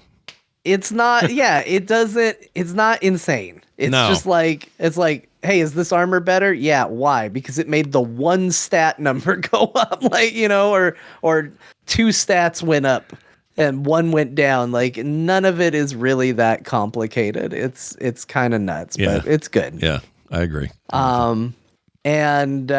So other than that, it's mostly been spending time with games I've already talked about and don't have a ton of extra to add. I've been spending more time in Dynasty Warriors Origins. I still think that's a game Scott should get. Yeah, I'm gonna get it, I think. It's really good, but I don't have a lot to add to it. Like the main quest seems very interesting. I'm having a good time with it, and the action's good. But nothing has really changed from what I said last week. Dungeon Crawler, same deal. Beating it as new characters. It's one of the most, fun idle games. My attention is elsewhere, but I'm gonna play a little bit of this. This is the opposite of the Roottrees Are Dead. This is a game where people can interrupt me all the time while I'm on it, and I don't mind. So it gets a lot of play because I get interrupted a lot. So it's like, okay, yeah, that's fine. It's very good for that. Yeah, I'm so glad to hear that. I love that game. Also, more Final Fantasy VII Remake, which has been on the Steam Deck and on my PC. This was just going to be a more time in it. My goal was to play through it before Rebirth came out. That did not happen, but what I did do is I did play through and beat all of, is it Interlude or Intermission? I think it's called Intermission. Basically, it's Yuffie's story that happens coinciding with the main story. I had never played through that. So I played through Remake before that DLC came out. So I had never seen that story. I had never gone through that entire thing. So I beat that. So even though I wasn't as refreshed for Rebirth as I was hoping to be, first of all, they have a really good the story so far for it. So if you are worried that you didn't play it, that in Rebirth is really good at catching you up. But also now I did the Yuffie stuff. And I ran into a bunch of characters that I was like, who are these characters? Who are these characters? The final boss and bosses and those characters, it hits a story beat where all of a sudden a bunch of Final Fantasy VII characters showed up that felt like it was supposed to be important and mean something to me. And I went, this seems like second string Final Fantasy VII characters. So I went on the internet and I searched it up, and they're from Dirge of Cerberus. Oh. So I 100% stand behind. These are some second string Final Fantasy VII characters. I was Dirge of what? Dirge of Cerberus, the Vincent game. Yeah. It's like a spin out, right? Yeah, there's so many spin outs for the 7. There is. And to me, they stand out like a sore thumb when they show up. Again, if those are your favorite characters, sorry, I'm going to insult them a little bit. But when a character from Crisis Core or Dirge of Cerberus or any of those other spin-offs show up, they stick out like a sore thumb. And they did here too. What's that PSP? I did enjoy it. The PSP game everybody says was good. It was Cobalt Core. Was it Crisis Core? Crisis Core. Was that? Did you ever play that or know anything about that? No, I didn't play that. It's on PC now, but I was just curious if it was like. It's supposed to be pretty good, from what I've heard. Okay, interesting. Yeah. Well, there you go. John had a big week in gaming, looks like. I did. Yeah, lots. It's going to be a lot different next week when I come back and say I played Final Fantasy Rebirth. Beau, I see some... Hang on. This Crisis Core on Steam. It's actually called Final Fantasy VII Crisis Core Reunion. So Reunion got used. Yeah. Yeah. Yeah, that's where I saw the reunion was with that. It's supposed to be good. I've heard anyway. It's got to be. It's got to control better than the PSP one with the single stick. That drove me nuts back in the day. All 3D games are bad that way on that device. I love the PSP, and driving games were fine. But when you had if you needed secondary camera control, what were you doing? PSP. What were you doing? The Vita was better that way. What are you doing? Beau, speaking of doing things, I see V Rising on the horizon. Yes. So I started playing games that that were different after several weeks of playing the same games, and I'm counting this as a new game. 1.0. Because 1.0 was released, and I hadn't tried 1.0 yet, and it's a full-ass game, meaning I can get to the start and end finally of one of these damn builder games. I like this genre a lot of this half adventure, half server world game, and none of them are finished. So finally that I play that I'm interested in. Valheim's still waiting, and Shrouded's still waiting. Blah blah blah. This one's done, so it's great. Let's see what's going on, and a lot of it is the game I remember, but I'm again playing from the start, which makes sense because that was already there. But there's lots of nice quality of life features. There's a new school of spell, because remember you can swap out abilities, so there's a lightning school of spells now, and the game has gems which work like runes in Diablo 3, which you can modify your abilities with, and there's even higher versions of gems, so you can upgrade them even further. It's a cool, it's a cool thing they didn't have originally that I like. And then there's weapon drops that start happening too. So there's actually even extra special weapons. There are new weapons. Notably, these guys did a crossover at one point with the Castlevania guys, which I did end up buying the DLC for because it's on sale right now for half off. And I bought that. I bought that too. It's nice, all the interiors and everything. It's really good. But it's just cosmetics. The weapons that I'm about to talk about are in the game no matter what. But you can get a whip. I haven't seen it in action yet, but there's a whip. You can get pistols. There's a two-handed greatsword that's new that I love. So there's a ton of new weapons. There's a ton of new spell options. And there's some quality of life that's real nice about you can just, if you have something in a box and you press a button, it'll just dump everything of that item into a box. There's better storage types. It's all streamlined. It's all beautiful. I cannot stop playing this game. This is an I am so happy to be able to play this, and it's 1.0, and I can't stop. And I'm going to have a hard time stopping till I finish this run. I'm in Act 2 of 4 acts, and it because they've put all the monsters in there. I assume Dracula's at some point. I've seen Simon Belmont. You got to fight him. What? Hanging around. What? Yeah. So there's Castlevania characters in the game. They're bosses you have to fight. Dracula is not really a Castlevania character, but he is. But Dracula is probably, of course, the last boss. I don't really know that yet. And it's great. It's all the good stuff you remember, like trying to hunt for humans with good quality blood. And, I've got a bunch of servants I've charmed. They're thralls that work for me that I send out on missions to the lower level zones that I've grown past. I've got 16 cages for my blood bags. So I got a whole bunch of humans just in cages that I can tap for blood whenever I want. The only thing I hate about that system is they only seem to eat fish. Yep. Which means I have to engage with the fishing system, which is thankfully pretty easy, but it's fishing, We know how you love fishing. You're a huge fan. I audibly groaned and I was like, oh my God, no. Yeah. But having high 99% blood quality is great. It powers you up.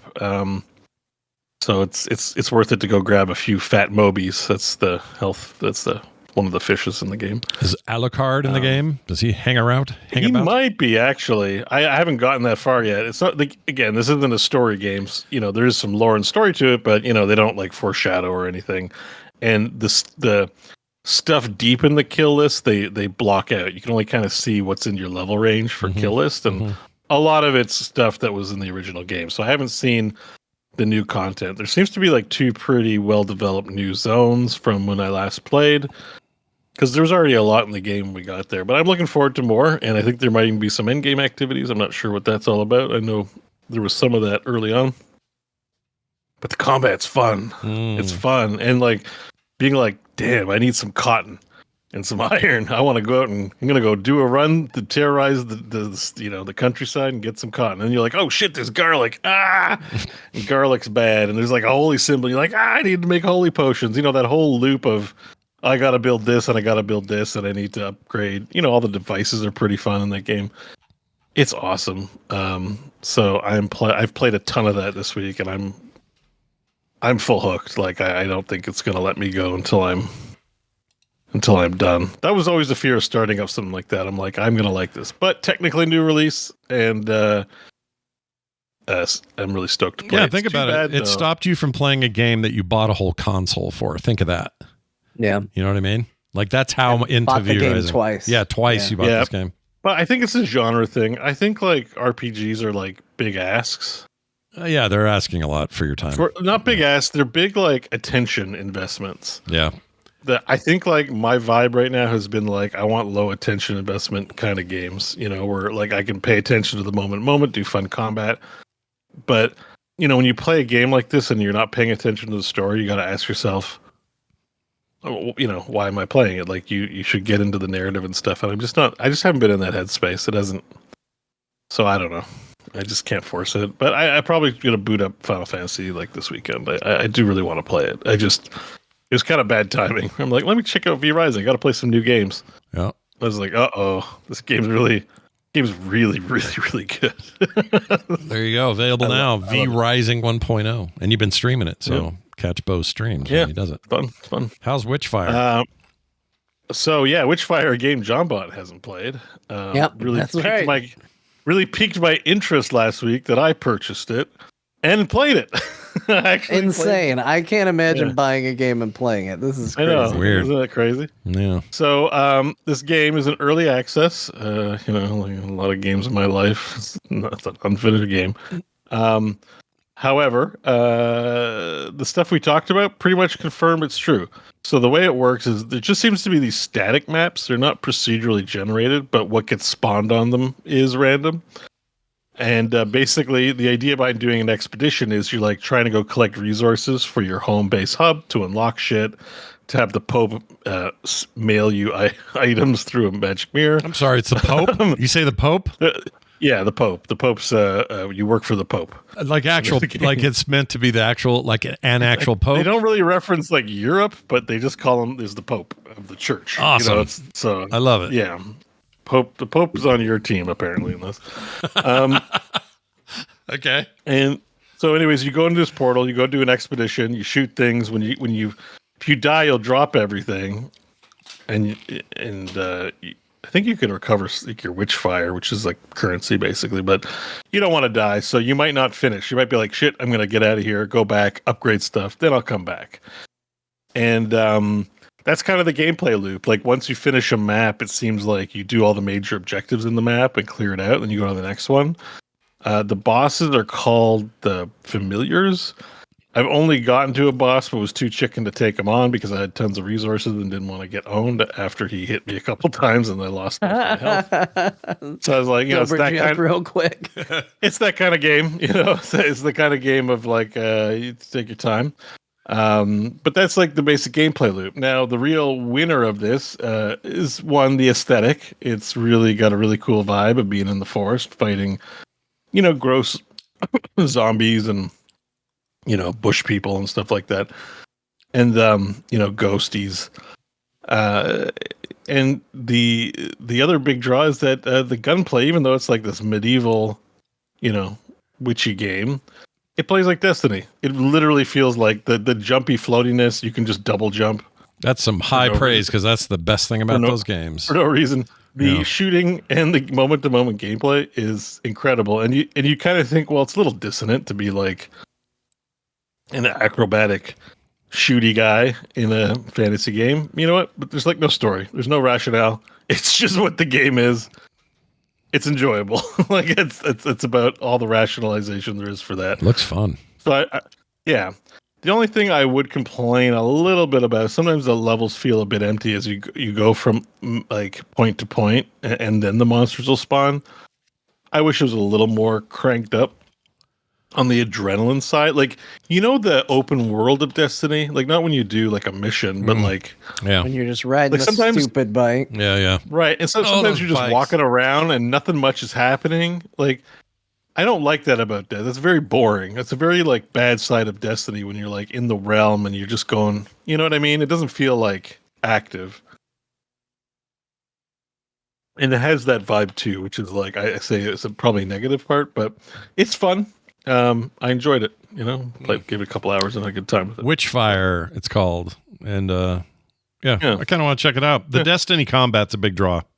It's pretty pricey for what it is. I think it was like $50, and you know it is an early access, so that might change once the complete game's out. There's only like 3 maps, and I only played 2 of them, so you know. But right, it's good. Yeah. All right, check that out. And then Age of Darkness. I don't even know what this is. What is Age of Darkness? Last on this list is an RTS called Age of Darkness. I bought it years ago. It's been in early access, and said let me wait for 1.0. Well, last week it also reached 1.0. And I said, oh, let me play this. I've been waiting for years to get my hands on this. So what this game is essentially, have you played a game called They Are Billions? Yes. Yeah. Right. And do you remember the Dead of Night map from StarCraft 2 where you turtle in and the zombies? Yep. So basically They Are Billions is that map pulled out into a full video game. They Are Billions had a steampunk aesthetic. I don't think I'm not sure if it's the same guys or whatever. It doesn't look like it when I click on their company, but I thought maybe there might have been a bit of a connection between the two. But it's essentially like They Are Billions, except in Age of Darkness, it's medieval, and the hordes of, you know, green ghosty monsters are what invade your town.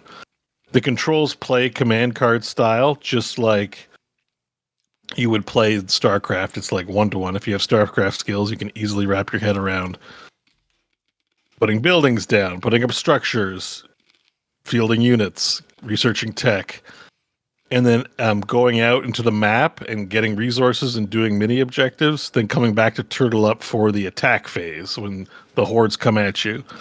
Except in this style of game, the hordes get tougher and tougher and more plentiful when you have tens of thousands of units on the screen, which is awesome. And this game does it quite well. That's the like... so the game has 2 modes. There's like a story campaign, which is what you're showing right now that I'm playing in a story campaign. So the story campaign is more like Warcraft 3. You control a couple of hero units, and then you control a couple of hero units, and then you go out into the map and then do combat. The evergreen mode that doesn't have a story is just you choose a map and difficulty setting with mutators, and then you just do the horde, you know, defense thing. So I've only really gotten to the campaign right now. I'm on Act 1. And so far it's very enjoyable. Control's super great. It's a big recommend. And if it weren't for V Rising, I'd probably be playing this, but V Rising kind of derailed me. Sure. However, this is great. It's in 1.0. So this is a big recommend for me. I think it's quite good. And it's only right now, it's also on sale till the 27th of January for $12 Canadian. So dirt cheap. It's like $10 US or something. That's good. Yeah. So if you need your single player RTS bone tickled, I've got a bone. You got a bone to tickle for you? Got a bone for you. That's right. Tickle it. I got a bone. Nice. 3 new games, everyone. Look Hooray. at that. Beau played 3 freaking new games. I skipped too far ahead and you were in Dornegal and I'm like, wait, this isn't the same game. What the hell happened? Yeah, I swapped out. We did some mythic runs after and then I got back to it. So. Oh, I had the mythic runs the other day from a Taco Bell visit.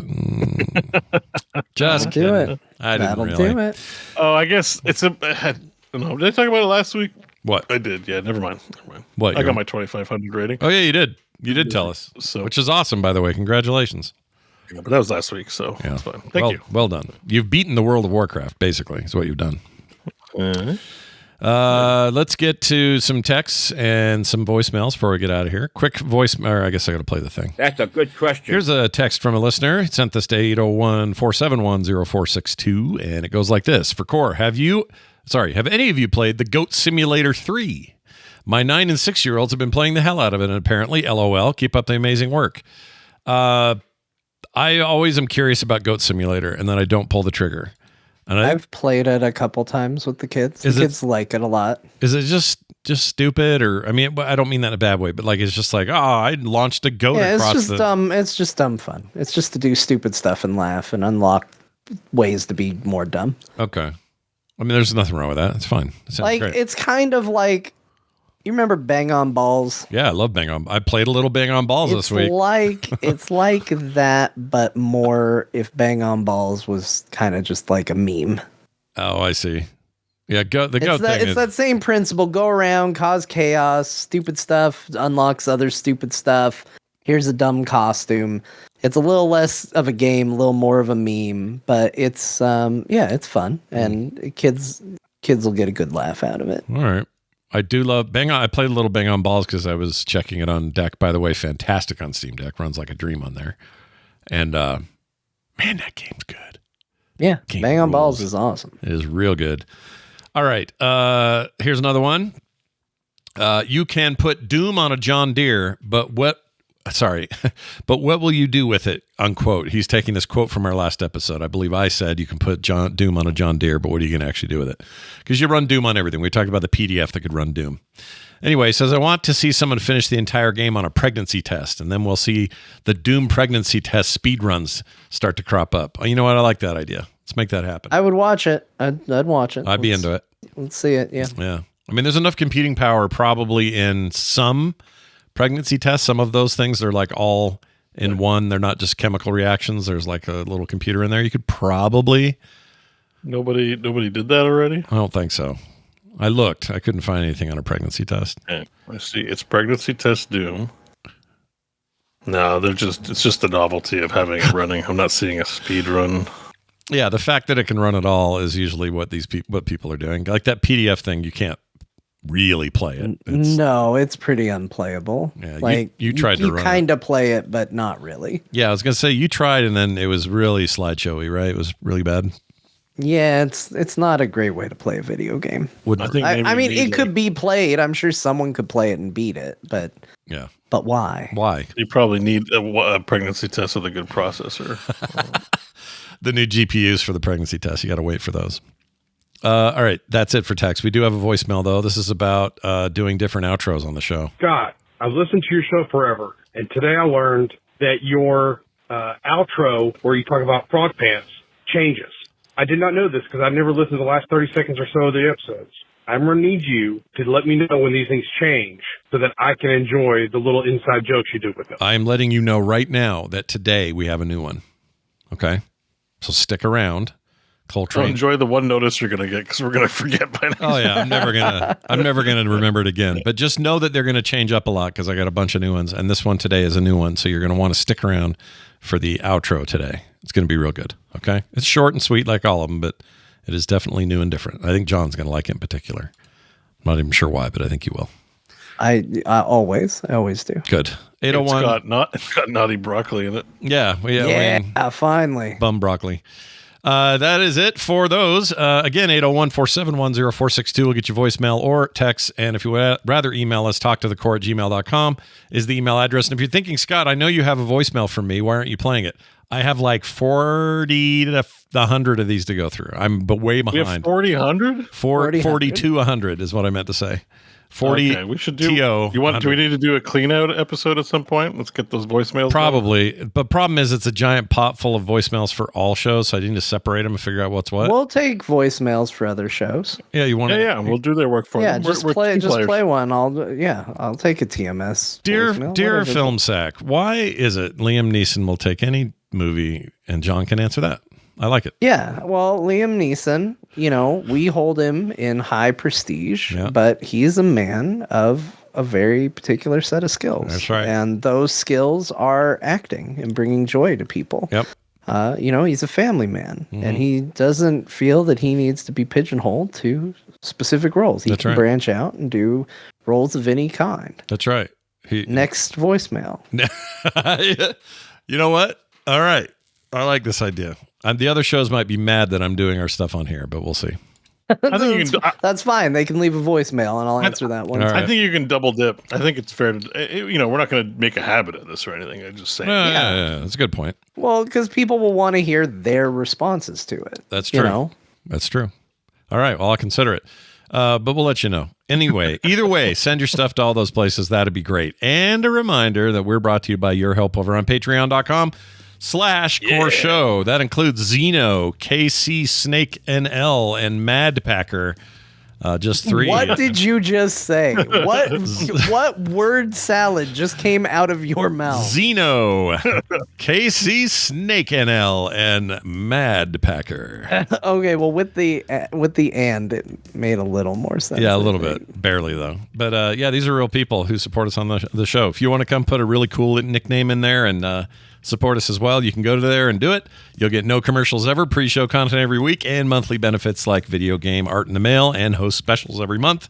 I think it's Beau's turn.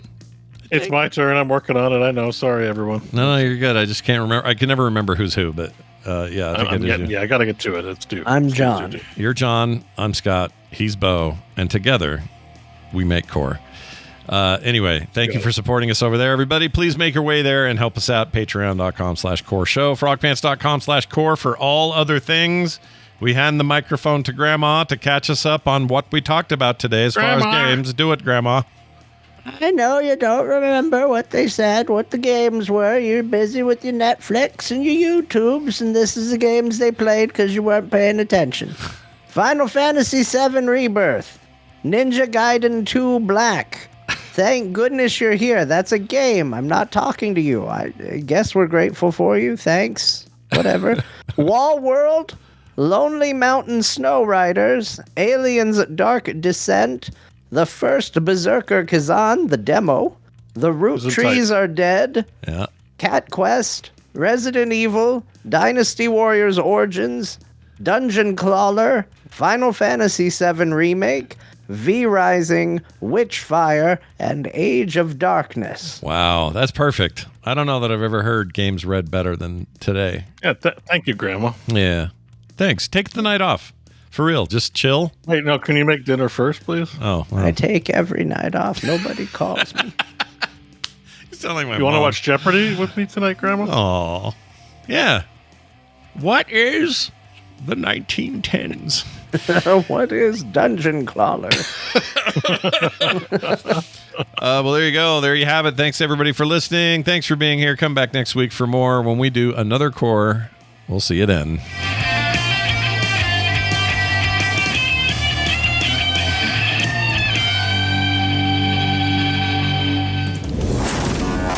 Frog Pants. The F is for fun. The R is for right on. The OG is for oh geez, that was good. And then pants. Your embrace of the evil way has consumed you.